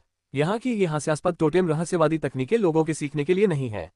मैं देखूंगा कि आप कैसे चुनाव करने वाले हैं। ये यून शेल्फ के सामने खड़ा रहा और चुप रहा। वह गहरी सोच में डूब गया। उसे इन 3 रहस्यमय तकनीकों में से कौन सी तकनीक चुननी चाहिए? कैंग यान बगल में खड़ा होकर दबी हंसी के साथ देख रहा था। वह जानता था कि यून एक ऐसी स्थिति में फंसा हुआ है जिसका कोई हल नहीं निकल सकता। यहाँ आने के बाद ही उसे एहसास हुआ कि हर तकनीक एक असंभव प्रयास है। उसे पहले से ही यह आशंका थी कि यून इन्हें देखकर पीछे हट जाएगी और अंततः तीनों टोटेम रहस्यमय तकनीकों में से किसी एक को चुनने का अवसर छोड़ देगी। लेकिन इस समय कांग यान को यून को अधर में छोड़ने में कोई आपत्ति नहीं थी। वह यी यून को ये सबक सिखाना चाहता था कि उसे अपनी सीमा से बाहर नहीं जाना चाहिए। 13 वर्ष के किशोर महत्वाकांक्षी और अहंकारी होते थे। वे सोचते थे कि वे ही इस दुनिया में एकमात्र खास व्यक्ति हैं। ऐसे समय में उन्हें एक झटका देना उनके विकास के लिए लाभकारी होता था। बच्चे, क्या तुमने इस बारे में अच्छी तरह सोच लिया है? ये सोचकर कि अब समय आ गया है, कांग यान ने यी यून को अपनी असहज स्थिति को सुझाने का मौका देने का फैसला किया। उनका मानना था कि उन्होंने यी यून को अब तक जो सबक सिखाया है वह काफी है। मैंने इस बारे में अच्छी तरह सोच लिया है। यी यून ने थोड़ा और सोचने के बाद जवाब दिया। ठीक है, अब बात बनी। कांग यान ने संतुष्टि से सिर हिलाया। उसके चेहरे पर यह भाव था कि लड़के को सिखाने की जरूरत है। बुजुर्गों की बातें अक्सर गलत होती हैं। मैंने पुलों पर जितनी दूरी तय की है वह तुम्हारी दूरी से 100 गुना ज्यादा है। मेरी सलाह मानना भला गलत कैसे हो सकता है? जवानी में गलतियां होना स्वाभाविक है। गलती तो तब होती है जब आप अपनी गलती को नहीं समझते। अपनी गलती को सुधारना एक बड़ा गुण है। कैंग यान ने यी यून के कंधे पर थपथपाया और जैसे ही वह कुछ और शब्द कहने वाला था, यी यून के शब्दों ने कैंग यान के मुंह से निकले शब्दों को वापस उसके गले में ही रोक दिया। वरिष्ठ कांग यान, ये कनिष्ठ समझ गया है। ये कनिष्ठ तीसरी रहस्यमयी तकनीक 10,000 पशु टोटेम का चयन करेगा। यी यून ने गहन विचार विमर्श के बाद अपना निर्णय लिया। ओह! कांग यान ने यी यून को ऐसे घूरा जैसे वह कोई मुर्गा हो जिसका गला बांध देने से ठीक पहले ही घोट दिया गया हो। उसने अपनी आंखें चौड़ी कर ली और अविश्वास भरी निगाहों से यी यून को देखा। इस समय भी यी यून के चेहरे पर उदासी छाई हुई थी। उसने तीनों रहस्यमय तकनीकों में से पहली को तुरंत ही हटा दिया था।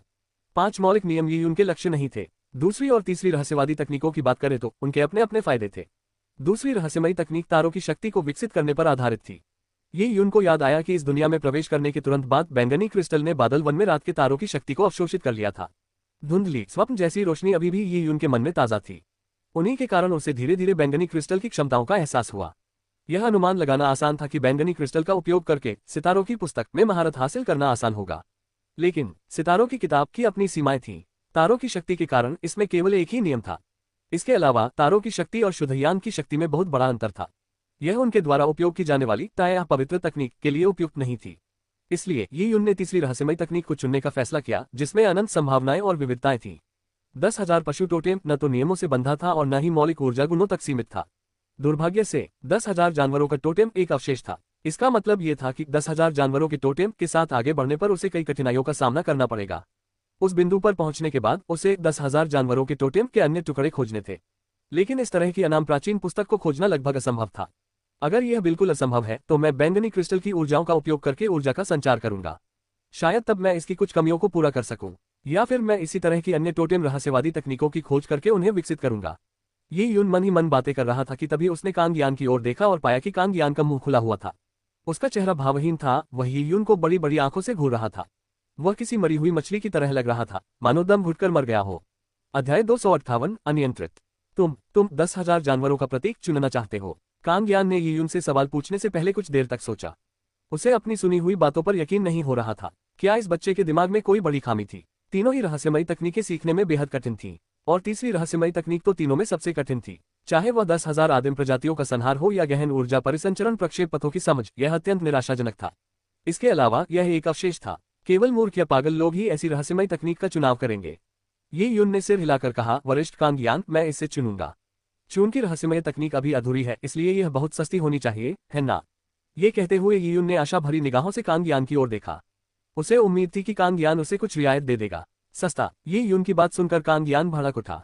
सस्ता बिल्कुल नहीं। अगर तुम्हें ये जादुई तकनीक चाहिए तो एक पेज के लिए 2 ग्लोरी पॉइंट्स लगेंगे। कांग यान अवाक रह गया। इतना सब कहने के बाद भी यी यून ने उसकी एक भी बात को अनसुना कर दिया। यी यून ने मुंह बनाया। एक पेज पर 2 ग्लोरी पॉइंट्स लगते थे, यानी 12 पेजों के लिए कुल 24 ग्लोरी पॉइंट्स। ये तो बहुत महंगा था। वरिष्ठ, ये रहस्यमयी तकनीक यहाँ यूं ही रखी हुई है और इसके कई पन्ने गायब हैं। जब तक कोई इसे पूरी तरह से नहीं सीख लेता तब तक कोई इसे पढ़ता भी नहीं, है ना? प्रश्नवाचक चिन्ह उद्धरण चिन्ह। ये यून ने झिझकते हुए पूछा। कांग यान ने हैरानी से कहा, कौन कहता है कि इसे कोई नहीं पढ़ता? ऋषि अक्सर यहाँ आकर 10,000 पशु टोटेम को समझने की कोशिश करते थे। 10,000 पशु टोटेम में केवल 12 पृष्ठ हैं और उसकी केवल एक ही प्रति है। हालांकि इसे पूरी तरह से समझना संभव नहीं है, फिर भी यह ऋषियों को नियमों की कुछ प्रेरणा देता है। ठीक है, ये यून ने इसे स्वीकार कर लिया। उसने मूल जड़ी बूटी चुनने से 3 गौरव अंक, जड़ी बूटी चुनने का रिकॉर्ड तोड़ने से 2 और गौरव अंक और नौसिखिए रैंकिंग प्रतियोगिता में प्रथम स्थान प्राप्त करने से 1 और गौरव अंक अर्जित किए थे। कुल 6 गौरव अंकों में से उसने 2 अंक ताया पवित्र तकनीक खरीदने में खर्च कर दिए थे। शेष 4 गौरव अंकों का उपयोग केवल 10,000 पशु टोटेम के 2 पृष्ठ किराए पर लेने के लिए किया जा सकता था।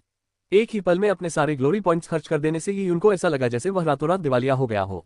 गौरव अंक हासिल करना बहुत मुश्किल था। ड्रैगन स्केल रून्स की बात करें तो ये उनके पास अभी भी बहुत सारे बचे हुए थे।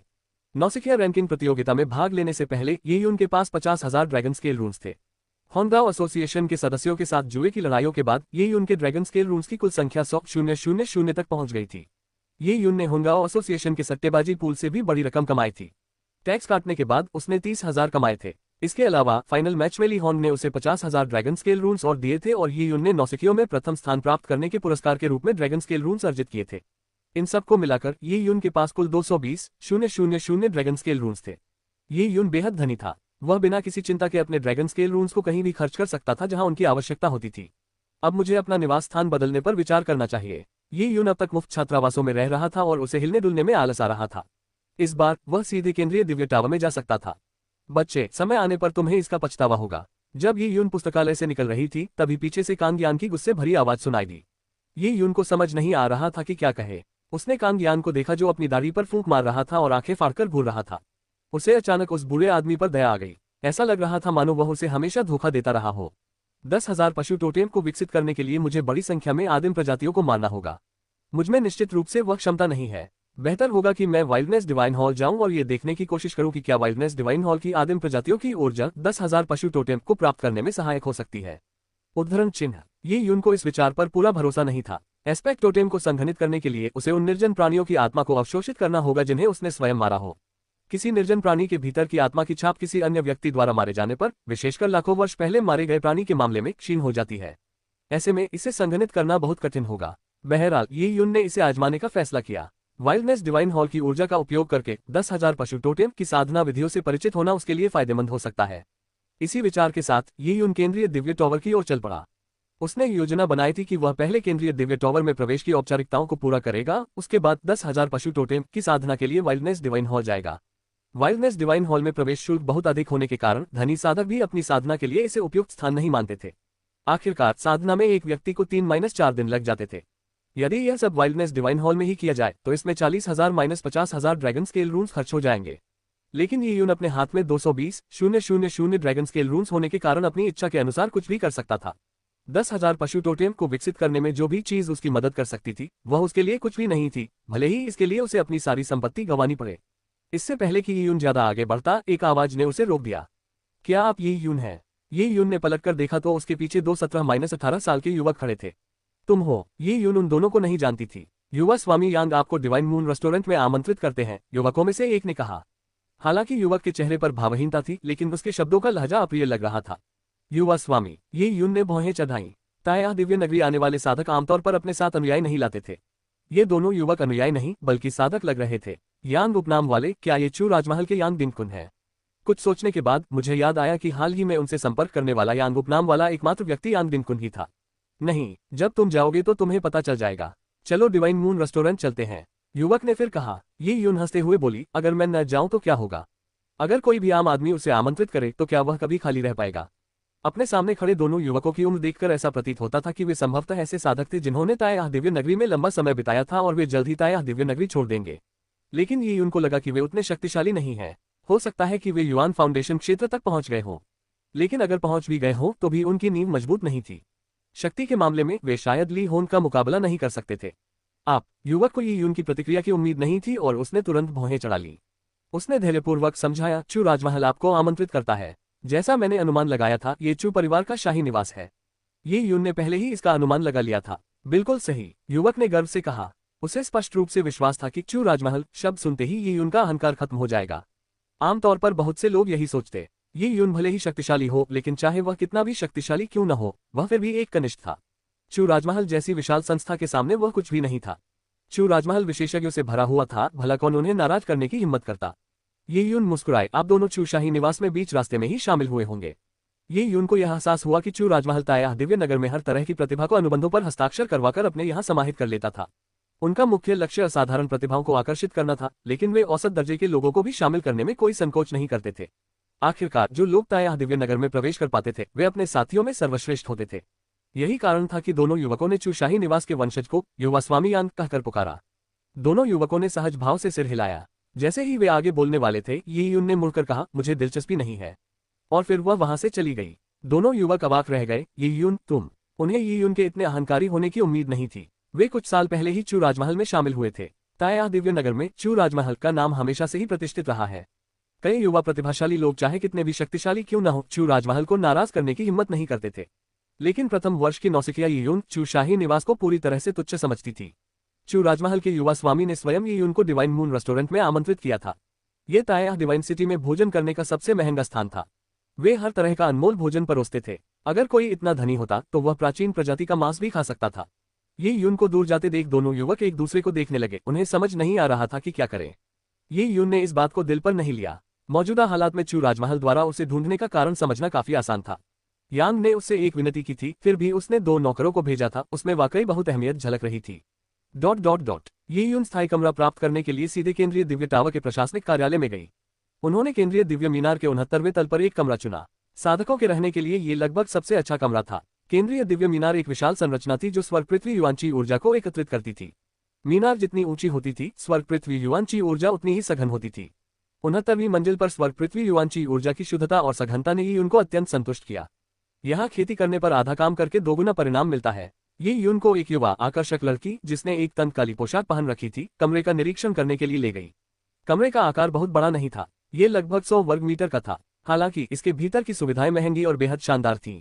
खेती के लिए 3 सरणियां थीं। इनमें से प्रत्येक का अलग अलग कार्य था और प्रत्येक को शक्ति प्रदान करने के लिए एक निर्जन पशु अवशेष की आवश्यकता होती थी। बिस्तर और कालीन दोनों ही श्रेष्ठ श्रेणी के निर्जन पशुओं की खाल से बने थे।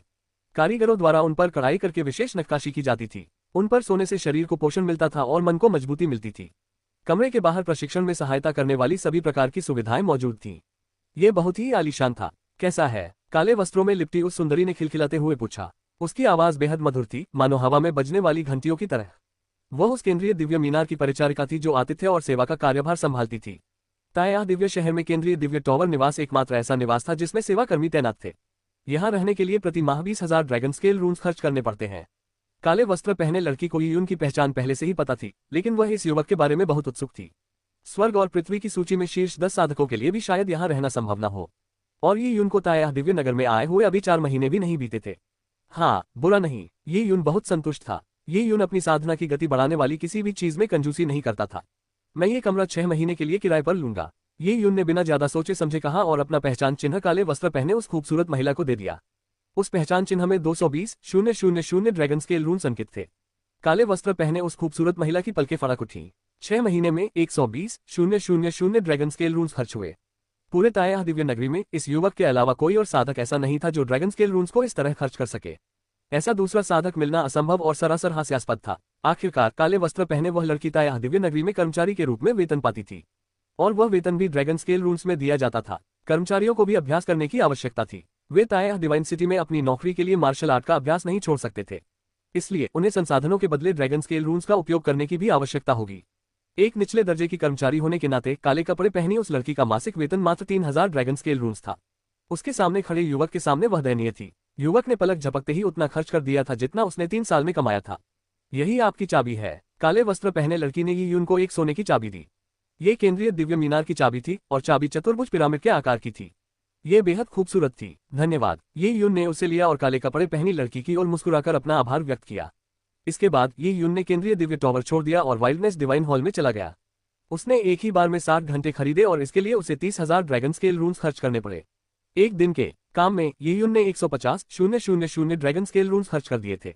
इससे ये यून के मन में मिलीजुली भावनाएं उत्पन्न हुई। बहुत सारा पैसा होने पर बेलगाम होना स्वाभाविक था। अध्याय 259 चू शाही निवास की वार्ता। चूंकि ये यून ने केंद्रीय दिव्य टावर में रहने का फैसला कर लिया था, इसलिए वह अपना सामान इकट्ठा करने के लिए अपने मुफ्त आवास में वापस गया। उसने अपना सारा सामान अपने अंतरस्थानिक घेरे में डाल दिया। अपना सामान पैक करने के बाद ये यून रात के खाने के लिए मुफ्त आवास के बगल में स्थित रसोई घर में गया। लेकिन जब वह खाना खा रहा था तभी कुछ बिन बुलाए मेहमान आ गए। एक युवक जो पंखे से खुद को हवा दे रहा था मुस्कुराते हुए आया और ये यून के सामने बैठ गया। उस व्यक्ति ने झटके से अपना पंखा बंद कर दिया। ये यून ने ऊपर देखा और उस पर एक नजर डाली। उसके पीछे 2 सेवक थे जिन्होंने उसे पहले डिवाइन मून रेस्टोरेंट में आमंत्रित किया था। इसके अलावा वहां एक जाना पहचाना चेहरा भी था, यांग डिनकुन। यांग डिनकुन पंखा लिए उस युवक के पीछे पीछे चल रहा था। निस्संदेह चू राजमहल में पंखा चलाने वाले उस युवक का पद यांग डिनकुन से कहीं अधिक था। ये छोटा भाई ही होगा। मैंने डिवाइन मून रेस्टोरेंट में 1200 ड्रैगन स्केल रूम्स के बराबर दावत के साथ एक खास टेबल बुक कराई थी, लेकिन छोटा भाई ये आने की कृपा नहीं कर सका और उसने रसोई में खाना खाना चुना। मैं वहां 2 घंटे व्यर्थ ही इंतजार करता रहा। हाथ में पंखा लिए युवक ने मुस्कुराते हुए कहा। हालांकि उसका लहजा विनम्र था, लेकिन उसमें एक छिपी हुई तीक्ष्णता थी। यहाँ तक कि ताया डिवाइन सिटी के वे साधक भी जो स्वर्ग और पृथ्वी की सूची में शीर्ष 100 में स्थान रखते हैं 1200 ड्रैगन स्केल रून्स के बराबर भोजन खाने के बाद कष्ट महसूस करेंगे। ये यून ने धीरे से अपना मुंह पोंछा। वह अवाक रह गया। हर बार जब वह खाना खाता कोई न कोई आकर उसे तंग करता। क्या इन मूर्खों ने पहले से ही साजिश रची थी? मैं अपना परिचय देता हूँ। मेरा नाम यांग यूएफेंग है और मैं चू राजपरिवार से हूँ। मैं पिछले 4 वर्षों से ताया दिव्य नगर में हूँ, लेकिन स्वर्ग और पृथ्वी की सूची में मेरी रैंकिंग शर्मनाक रूप से लगभग 100 है। पंखा चलाते हुए युवक ने बड़ी ही सहजता और करिश्माई अंदाज में धीरे धीरे कहा। आम लोगों के लिए यह बहुत ही प्रभावशाली उपलब्धि मानी जाती थी यदि कोई व्यक्ति ताया दिव्य नगरी में 4 साल के भीतर स्वर्ग और पृथ्वी की 100वीं श्रेणी तक पहुंच जाता था। लेकिन चू शाही निवास के एक युवा नेता के लिए यह प्रभावशाली नहीं था। यहाँ तक कि यांग डिनकुन, जो स्पष्ट रूप से यांग यूफेन की तुलना में कम स्थिति में था, को शीर्ष 100 में स्थान दिया गया था। इसके अलावा यांग डिनकुन यांग यूफेन से भी छोटा था, लेकिन ये उनको ये बात भली भांति पता थी कि भले ही यांग यूफेन का आत्म परिचय कमजोर प्रतीत हो, लेकिन यह उसकी क्षमता का प्रदर्शन था। अपनी कमियों को उजागर करके वह वास्तव में अपनी खूबियों को ही प्रदर्शित कर रहा था, अन्यथा उसका दर्जा यांग डिनकुन से ऊपर नहीं होता। ये यून को यांग यूएफएन का नाम याद था क्योंकि उसने स्वर्ग, पृथ्वी, मनुष्य की सम्मान सूची को याद कर लिया था। पुरुषों की सूची में यांग यूएफएन 10वें स्थान पर था। स्वर्ग और पृथ्वी की सूची में 100 में से सबसे निचले पायदान पर होने के बावजूद मनुष्य की सूची में 10वें स्थान पर होने से स्पष्ट रूप से पता चलता है कि यांग यूएफएन के पास कुछ विशेष कौशल थे। मैं देख रहा हूं कि ये युवा स्वामी यांग है। क्या युवा स्वामी यांग निर्जन स्वर्ग के स्वामी है या फिर एक कीमियागर? हाँ, मुझमें प्रतिभा की कमी है, लेकिन मैंने वीरान स्वर्ग तकनीक पर थोड़ा बहुत शोध किया है। हालांकि यांग यूएफएन ने इसे विनम्रता से कहा, लेकिन वह स्पष्ट रूप से अपनी निर्जन स्वर्ग तकनीक पर बहुत गर्व महसूस कर रहा था। मैन रोल में 10वें स्थान पर रहने से यह संकेत मिलता था कि उसकी डेसोलेट हेवन तकनीक लगभग पूर्णता के करीब थी। यांग यूएफएन ने चू शाही निवास में युवा पीढ़ी के बीच ऐसा स्थान अपनी निर्जन स्वर्ग तकनीक के कारण ही प्राप्त किया था। दरअसल कई मामलों में बड़े परिवार शुद्ध लड़ाकू योद्धाओं की तुलना में डेसोलेट हेवन मास्टर्स को अधिक पसंद करेंगे। ताया दिव्य नगरी के बाहर ताया दिव्य साम्राज्य में सबसे अधिक प्रयुक्त मुद्रा वीरान अस्थि अवशेष थे। कुछ विशेष वीरान अस्थि अवशेष योद्धा को सफलता प्राप्त करने, एस्पेक्ट टोटेम को संघनित करने या उनके एस्पेक्ट टोटेम को विकसित करने में सहायता कर सकते थे। वीरान अस्थि अवशेषों के अनेक उपयोग थे। तो ये यांग हेवन मास्टर हैं? ये यून ने हल्के से कहा। हाँ, मैं स्वर्ग स्वामी की उपाधि पाने की हिम्मत नहीं करता। भविष्य में जब छोटा भाई ये एक पहलू टोटेम का निर्माण करेगा, तब शायद मैं किसी तरह आपकी सहायता कर सकूं। यांग यूएफएन ने सूक्ष्मता से अपनी निर्जन स्वर्ग तकनीक का स्तर व्यक्त किया। केवल उच्च श्रेणी के निर्जन स्वर्ग स्वामी ही निर्जन अस्थि अवशेषों को परिष्कृत कर सकते थे जो पहलू टोटेम के निर्माण में सहायक होते थे। छोटे भाई का समय कीमती है, इसलिए मैं सीधे मुद्दे पर आती हूँ। यांग यूएफएन ने ये यून को एक जेड स्क्रॉल देते हुए कहा। छोटे भाई, आप इसे देख लीजिए। ये यून ने एक नजर में ही सब कुछ देख लिया। ये वो शर्तें थी जिनका इस्तेमाल चू राजमहल ने उसे दोबारा अपने साथ एक बाध्यकारी अनुबंध में फंसाने के लिए किया था। बदले में उसे अमृत, जागीरें, पवित्र अवशेष, सुंदर दासियां आदि दी जानी थी। हालांकि पिछले अनुबंध की तुलना में ये शर्तें कई गुना बेहतर थीं। उसके लिए तैयार की गई कुछ सुंदरियां तो चू परिवार की सीधी वंशज भी थीं। चू राजमहल के वंशजों को उन कुलीन वर्गों को रखेल के रूप में सौंपकर जिन्हें चू राजमहल अपने पक्ष में करना चाहता था, न केवल कुलीन वर्गों के अहंकार और दबदबे वाले व्यक्तित्व को संतुष्ट किया गया, बल्कि इससे इन कुलीन वर्गों का चू राजमहल के साथ घनिष्ठ संबंध भी स्थापित हो गया। इस प्रकार एक तीर से 2 निशाने साधे गए। इससे ये उनके मन में मिलीजुली भावनाएं उत्पन्न हुई। बड़े पारिवारिक कुलों में जन्मी लड़कियों का भाग्य दुखद होता था यदि उनमें पर्याप्त प्रतिभा न हो। चू राजपरिवार में बहुत सारे बच्चे थे। अपने कुल के हितों के लिए वे अपने कम महत्व वाले बच्चों की बलि देने में भी संकोच नहीं करते थे। एक बड़े कुल में उन्हें विवाह के संबंध में कोई स्वतंत्रता नहीं थी। इन सभी शर्तों में कुछ भी नया न देखकर ये यून की रुचि समाप्त हो गई। उसने देखा कि इन शर्तों के अलावा कानूनों का सत्य जो यांग डिनकुन उससे खो चुका था, उसे भी एक शर्त के रूप में इसमें लिखा गया था। क्या हारी हुई शर्त को भी शर्त के रूप में इस्तेमाल किया जा सकता है? ये यून ने थोड़ा भौहें चढ़ाई। उन्होंने जेड का स्क्रॉल लौटाते हुए कहा, माफ कीजिए, मुझे इसमें दिलचस्पी नहीं है। ये खेदजनक है। यांग डिनकुन ने सिर हिलाया। तो क्या छोटे भाई कृपया मुझे कानूनों का सत्य नामक जेड स्क्रॉल लौटा देंगे? चू राजमहल के नियमों के अनुसार कानूनों का सत्य का अभ्यास केवल चू राजमहल के सदस्य ही कर सकते हैं। यदि छोटे भाई जेड स्क्रॉल पर लिखी शर्तों को स्वीकार करके चू राजमहल में शामिल होने के लिए तैयार हैं, तो वे स्वतंत्र रूप से कानूनों का सत्य का अभ्यास कर सकते हैं। लेकिन यदि आप इससे सहमत नहीं हैं, तो कृपया जेड स्क्रॉल लौटा दें। चू राजमहल के नियमों के अनुसार डिनकुन को कानूनों का सत्य को दांव पर लगाने का कोई अधिकार नहीं था, इसलिए दांव मान्य नहीं है। इसके लिए चू राजमहल ने डिनकुन को कड़ी सजा दी है और कुल में उनका 3 पायदान नीचे कर दिया है। मुझे इस स्थिति को सुधारने का आदेश दिया गया है। दरअसल अगर छोटा भाई की अनुबंध पर हस्ताक्षर करके चू शाही निवास में शामिल हो जाए तो यह एक खुशी का अवसर होगा। लेकिन चूंकि छोटा भाई ऐसा नहीं चाहता, इसलिए मेरे लिए भी मुश्किलें खड़ी हो गई हैं। उद्धरण चिन्ह। यांग यूएफएन ने धीरे धीरे कहा, लेकिन उनके लहजे में अभी भी ईमानदारी झलक रही थी। लेकिन जब ये यून ने ये सुना तो उसे हंसी आ गई। उसकी परेशानियों का उससे क्या लेना देना था? क्या तुम मुझसे मजाक कर रहे हो? जुए में लगाई गई कोई भी चीज ताया दिव्य नगरी के नियमों के अंतर्गत संरक्षित है, चाहे वह चू राजपरिवार हो या यांग राजपरिवार। यहाँ तक कि स्वयं दिव्य सम्राट भी इसके विरुद्ध शक्तिहीन थे। ताया दिव्य नगरी को चूशाही निवास के किसी भी नियम की परवाह नहीं थी। शर्त में जो हार गए वही मायने रखता था, अगर मायने नहीं रखता तो सपने देखते रहो। छोटे भाई यी यून, मुझे अस्वीकार करने में जल्दबाजी मत करो। ये यून के व्यंग्यात्मक शब्दों को सुनकर यांग यूएफएंग नाराज नहीं हुआ और शांत रहा।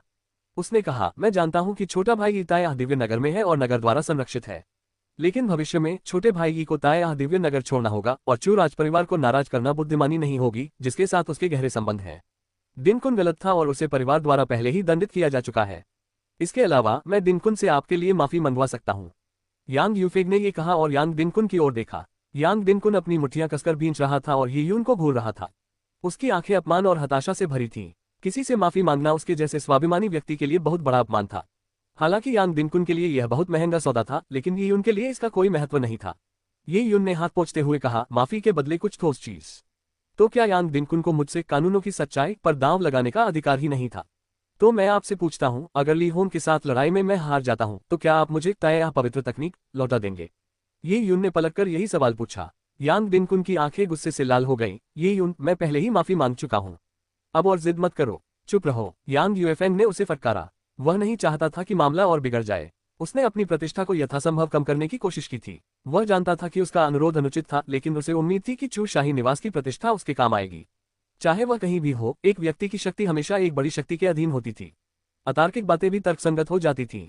उनका मानना था कि यून को स्थिति सुझाने का मौका देकर ये यून समझौता कर लेगा, क्योंकि जैसा कि कहावत है, एक बुद्धिमान व्यक्ति स्थिति के अनुसार अपने कार्यों को करता है। 20,000 ड्रैगन स्केल रून्स हम इसे मुआवजे के तौर पर दे सकते हैं। यांग यूएफएंग ने अपनी शर्तें रखी। यह उसने पहले से ही तैयार कर रखा था। ये यून से सौहार्दपूर्ण ढंग से मामला सुझाने के लिए यांग यूएफएंग की यही अंतिम शर्त थी कि वह ड्रैगन स्केल रून्स की इतनी राशि का भुगतान करे, 20,000 ड्रैगन स्केल रून्स। ये यून मन ही मन चिढ़ गया। उसने ताया पवित्र तकनीक पाने के लिए 10,000 ड्रैगन स्केल रून्स और 2 ग्लोरी पॉइंट्स खर्च किए थे। ग्लोरी पॉइंट्स अनमोल थे। अगर कोई इसके लिए 100,000 या उससे भी ज्यादा ड्रैगन स्केल रून्स की बोली भी लगाए तो भी ये काफी नहीं थे। यांग यूएफएंग 20,000 ड्रैगन स्केल रून्स का उपयोग करके ताया पवित्र तकनीक के समान मूल्य की किसी चीज के बदले में कुछ प्राप्त करने की योजना बना रहा था। इससे 1 महीने का किराया चुकाने के लिए काफी है, ये यून ने व्यंग्यपूर्वक कहा। यह सुनकर यांग यूएफएंग का दिल उछल पड़ा। उसके पीछे खड़े दोनों अनुयायियों की आंखें चौड़ी हो गईं। यहाँ तक कि यांग दिनकुन भी चौंक गया। प्रति माह 20,000 ड्रैगन स्केल रून्स का किराया। क्या उसने केंद्रीय दिव्य टावर की 60वीं मंजिल से ऊपर वाले आवास में अपना निवास बदल लिया था? केंद्रीय दिव्य मीनार ताया दिव्य नगर की सबसे बड़ी महाश्रृंखला थी। यह 10 लाख मील के दायरे में स्वर्ग पृथ्वी युआनची ऊर्जा को एकत्रित करती थी। यही कारण था कि ताया दिव्य नगर में साधना के लिए यह सबसे उत्तम स्थान था। ताया दिव्य नगरी के सभी साधक केंद्रीय दिव्य मीनार में रहने की इच्छा रखते थे। यह न केवल गौरव का प्रतीक था, बल्कि उनकी स्वयं की साधना के लिए भी महत्वपूर्ण था, क्योंकि इससे उन्हें काफी सहायता मिलती थी। इसके अलावा 60वीं मंजिल से ऊपर के आवास स्वर्ग पृथ्वी युआनची से इतने समृद्ध थे कि लोग उनसे ईर्ष्या करने लगते थे। वे जानते थे कि यून धनी था, लेकिन आम धनी लोग भी अपनी मेहनत से कमाए हुए ड्रैगन स्केल को इस तरह खर्च करने की हिम्मत नहीं करते। क्या उसे अपनी सारी दौलत खर्च करने और फिर कभी बड़ी मात्रा में ड्रैगन स्केल रून्स न कमा पाने का डर नहीं था? आप क्या शर्तें रखना चाहते हैं? यांग यूएफएंग का चेहरा उतर गया। ये यून केंद्रीय दिव्य टावर में प्रति माह 20,000 ड्रैगन स्केल रून्स के किराए का जिक्र करके स्पष्ट रूप से उसकी स्थिति को बेकार बताकर उसका मजाक उड़ा रहा था। समान विनिमय के रूप में 2 गौरव अंक। ये यून अभी विधि विद्या का अध्ययन करने ही वाला था और उसे विधियों के सत्य से अंतर्दृष्टि प्राप्त करने की आवश्यकता थी। लेकिन चाहे ये यून को चू राजमहल से कितनी ही घृणा क्यों न हो, वह यथासंभव मुसीबत से बचने की मानसिकता रखता था। ताया पवित्र तकनीक के बदले में 2 गौरव अंक प्राप्त किए गए और कानूनों का सत्य भी उतनी ही कीमत का था।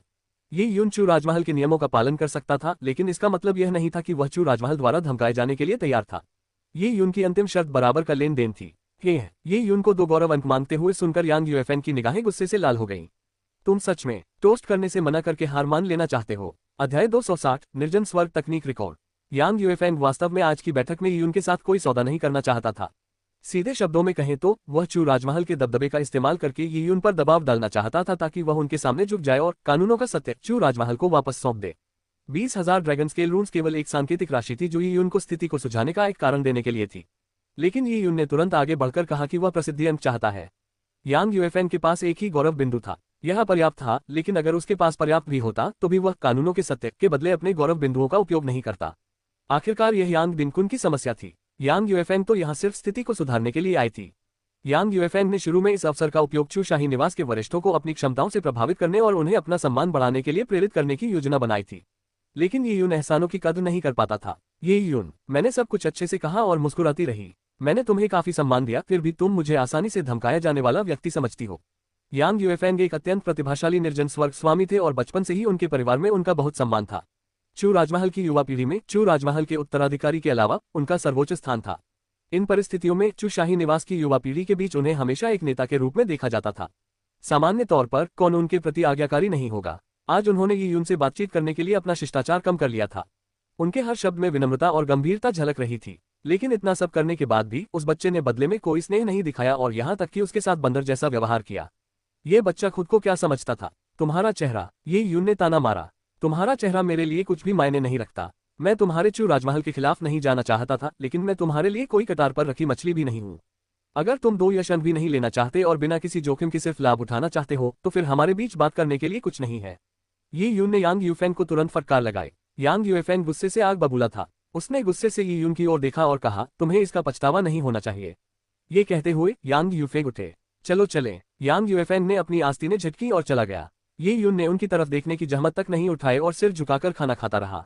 चू राजपरिवार को नाराज करना भले ही जोखिम भरा था, लेकिन ये यून उनसे डरता नहीं था। चू राजपरिवार शक्तिशाली तो था, पर वह ताए दिव्य साम्राज्य की जनता को धोखा नहीं दे सकता था। हालांकि चू शाही निवास की तुलना में वह महत्वहीन था। ये यून को विश्वास था कि कुछ और वर्षों में वह इतना मूल्य प्रदर्शित करने में सक्षम होगा कि लोग जान जाएंगे कि वह भविष्य का एक ऋषि है। जब ऐसा हुआ तो चू शाही निवास उन सभी अन्य गुटों की संयुक्त ताकतों का सामना करने में असमर्थ होगा जो उसे अपने साथ मिलाने की कोशिश कर रहे थे। इसके अलावा चू राजपरिवार उस समय उससे दोस्ती करने की कोशिश भी कर सकता था। आखिरकार वह तो बस एक नियमावली थी जो लीक हो गई थी। ऐसी बात पर भावी ऋषि को नाराज करना बिल्कुल भी बुद्धिमानी नहीं होगी। ये यून जब अपना भोजन समाप्त करके जाने ही वाला था, तभी रसोईघर में हलचल मच गई। कुछ लोग उत्साहपूर्वक एक संदेश दे रहे थे। ये यून ने ध्यान से सुना। ताया दिव्य नगरी में अभी अभी कुछ बहुत बड़ी घटना घटी थी। लुओ हुआ एर ने 30,000 साल पहले बने वीरान स्वर्ग तकनीक के रिकॉर्ड को तोड़ दिया था। डेसोलेट हेवन तकनीक रिकॉर्ड। ये यून को थोड़ी हैरानी हुई। इसमें कोई शक नहीं था कि वह रिकॉर्ड बहुत मायने रखता था। लुओ हुए प्रभावशाली है। लोग लुओ हुओ एर द्वारा रिकॉर्ड तोड़ने की चर्चा करते हुए बहुत उत्साहित थे। आखिरकार हजारों वर्षों में ताए दिव्य नगरी में किसी ने भी रिकॉर्ड नहीं तोड़ा था। ये यून एकमात्र ऐसी व्यक्ति थी जिन्होंने जड़ी बूटी चुनने का रिकॉर्ड तोड़ा था। लेकिन जड़ी बूटी चुनने का रिकॉर्ड ताया डिवाइन सिटी द्वारा मेहनती लोगों को प्रोत्साहित करने के लिए एक सनक मात्र था। ये सिर्फ संख्या पूरी करने के लिए बनाया गया था और इससे किसी को भी ऋषि एवेन्यू पर अपना नाम दर्ज कराने का कोई अवसर नहीं मिलता था। लुओ हुआ द्वारा डेसोलेट हेवन तकनीक का रिकॉर्ड तोड़ने की तुलना में ये कुछ भी नहीं था। निर्जन स्वर्ग तकनीक का रिकॉर्ड बहुत बड़ा था। इसे ताया दिव्य शहर के सबसे महत्वपूर्ण गैर लड़ाई संबंधी रिकॉर्डों में से एक कहा जा सकता है। यह एक ऐसा रिकॉर्ड था जिसमें किसानों को वीरान हड्डियों को संसाधित करना होता था और एक निश्चित समय सीमा के भीतर विभिन्न प्रभावों वाले वीरान हड्डियों के अवशेष तैयार करने होते थे। अंत में ताया दिव्य नगरी उजाड़ अस्थि अवशेषों का मूल्य निर्धारित करेगी और ड्रैगन स्केल रून्स के रूप में उनका भुगतान करेगी। यही अंतिम राशि होगी जो अंतिम स्कोर तय करेगी। इसके लिए एक ऐसे निर्जन स्वर्ग के स्वामी की आवश्यकता थी जिसके पास उच्च श्रेणी के और महंगे निर्जन अस्थि अवशेषों का उत्पादन करने के लिए निर्जन स्वर्ग की एक निपुण तकनीक हो।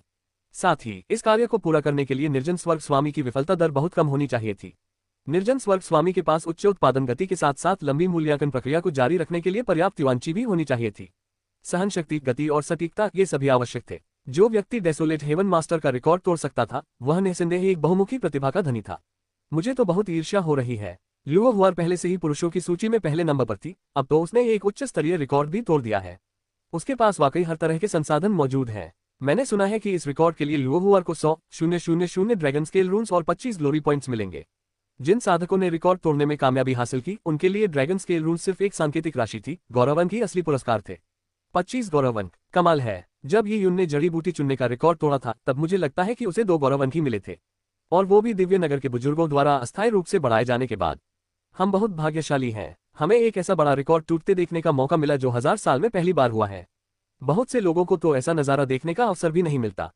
वहां खूब चर्चा हुई। सभी लोग लुओ हुआ एर के प्रति श्रद्धा और प्रशंसा का भाव रखते थे। ताया दिव्य नगर की स्थापना के बाद से अनेक साधकों द्वारा हर अभिलेख को लगातार अद्यतन किया जाता रहा है। आखिरकार प्रतिभावान लोग सर्वशक्तिमान नहीं होते। कुछ लोग किसी एक क्षेत्र में श्रेष्ठ होते हैं, इसलिए वहां छोड़े गए सभी अभिलेख उस क्षेत्र के सर्वश्रेष्ठ व्यक्ति द्वारा ही छोड़े गए होते हैं। इसी वजह से बार बार एक ही रिकॉर्ड टूटने से लोग बेबस और निराश महसूस करने लगे। कई लोगों ने तो रिकॉर्ड तोड़ने की कोशिश करने का साहस ही खो दिया।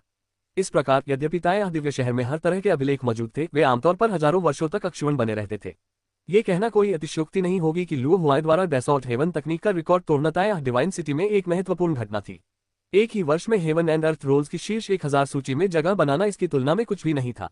वीरान स्वर्ग तकनीक रिकॉर्ड। लुओ हुआ उद्धरण चिन्ह। ये यून ने बड़बड़ाते हुए अपनी कटलरी वापस कर दी। डेसोलेट हेवन तकनीक का रिकॉर्ड बनाने पर 25 ग्लोरी पॉइंट्स मिलते थे। रिकॉर्ड तोड़ना निश्चित रूप से ग्लोरी पॉइंट्स जमा करने का सबसे तेज और कारगर तरीका था।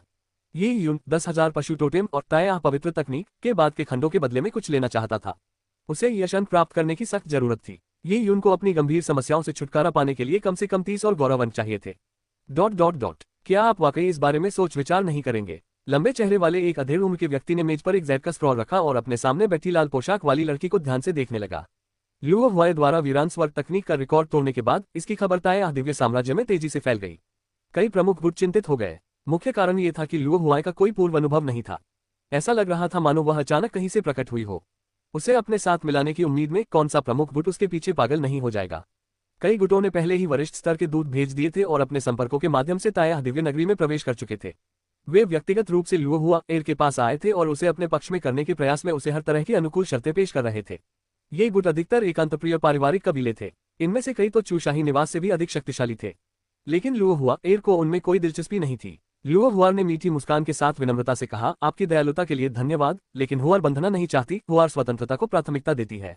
यदि परिस्थितियां संतोषजनक नहीं हैं तो हम इस पर आगे चर्चा कर सकते हैं। उदास चेहरे वाले अधेड़ उम्र के व्यक्ति ने हार न मानने की इच्छा से पूछा। ऐसा बिल्कुल भी जरूरी नहीं है। अंकल सोम के प्यार के लिए धन्यवाद, लेकिन हुओ एर को अब भी आजादी पसंद है, वह जहां चाहे वहां जा सकती है। लुओ हुओ एर ने विनम्रता से कहा, उसकी आवाज में एक चिड़िया जैसी खुशी झलक रही थी। सच में? तो ये तो बहुत दुख की बात है। उदास चेहरे वाला अधेड़ उम्र का आदमी काफी देर तक वहीं रुका रहा, लेकिन लुओ हुआर की अरुचि देखकर वह चुपचाप ही चला गया। दरवाजा बंद होते ही लुओ हुआर की खिलखिलाती मुस्कान गायब हो गई। उसने मुंह सिकोड़ते हुए कहा, कितना छोटा और टूटा फूटा गुट है। खुद को एकांतप्रिय पारिवारिक कबीला कहते हो, मुझे अपने साथ मिलाने के लिए कुछ बेकार चीजों का इस्तेमाल कर रहे हो। सपने देखते रहो। उसकी नौकरानी डोंगर ने कमरे से अपना सिर बाहर निकाला और कहा, मालकिन, ये लोग बहुत परेशान करने वाले हैं। वास्तव में श्रीमती, अभी अभी एक पत्रक भेजा गया है। चू राजमहल के यांग यूएफेंग आपसे मिलना चाहते हैं। लुओ हुए थोड़ी देर के लिए रुका। यांग यूएफेंग कौन है? वो पुरुषों की सूची में 10वें नंबर पर है। वो आपसे ज्यादा पीछे नहीं है। पहले जब एल्डर युहुआ पढ़ाते थे तब वो आपके करीब आने की कोशिश करता था। डोंगर ने अवाक होकर कहा। यांग यूएफेंग आखिरकार एक असाधारण व्यक्ति था और लुओ हुआर के लगभग बराबर का दर्जा रखता था, लेकिन लुओ हुआर उसे जानती तक नहीं थी।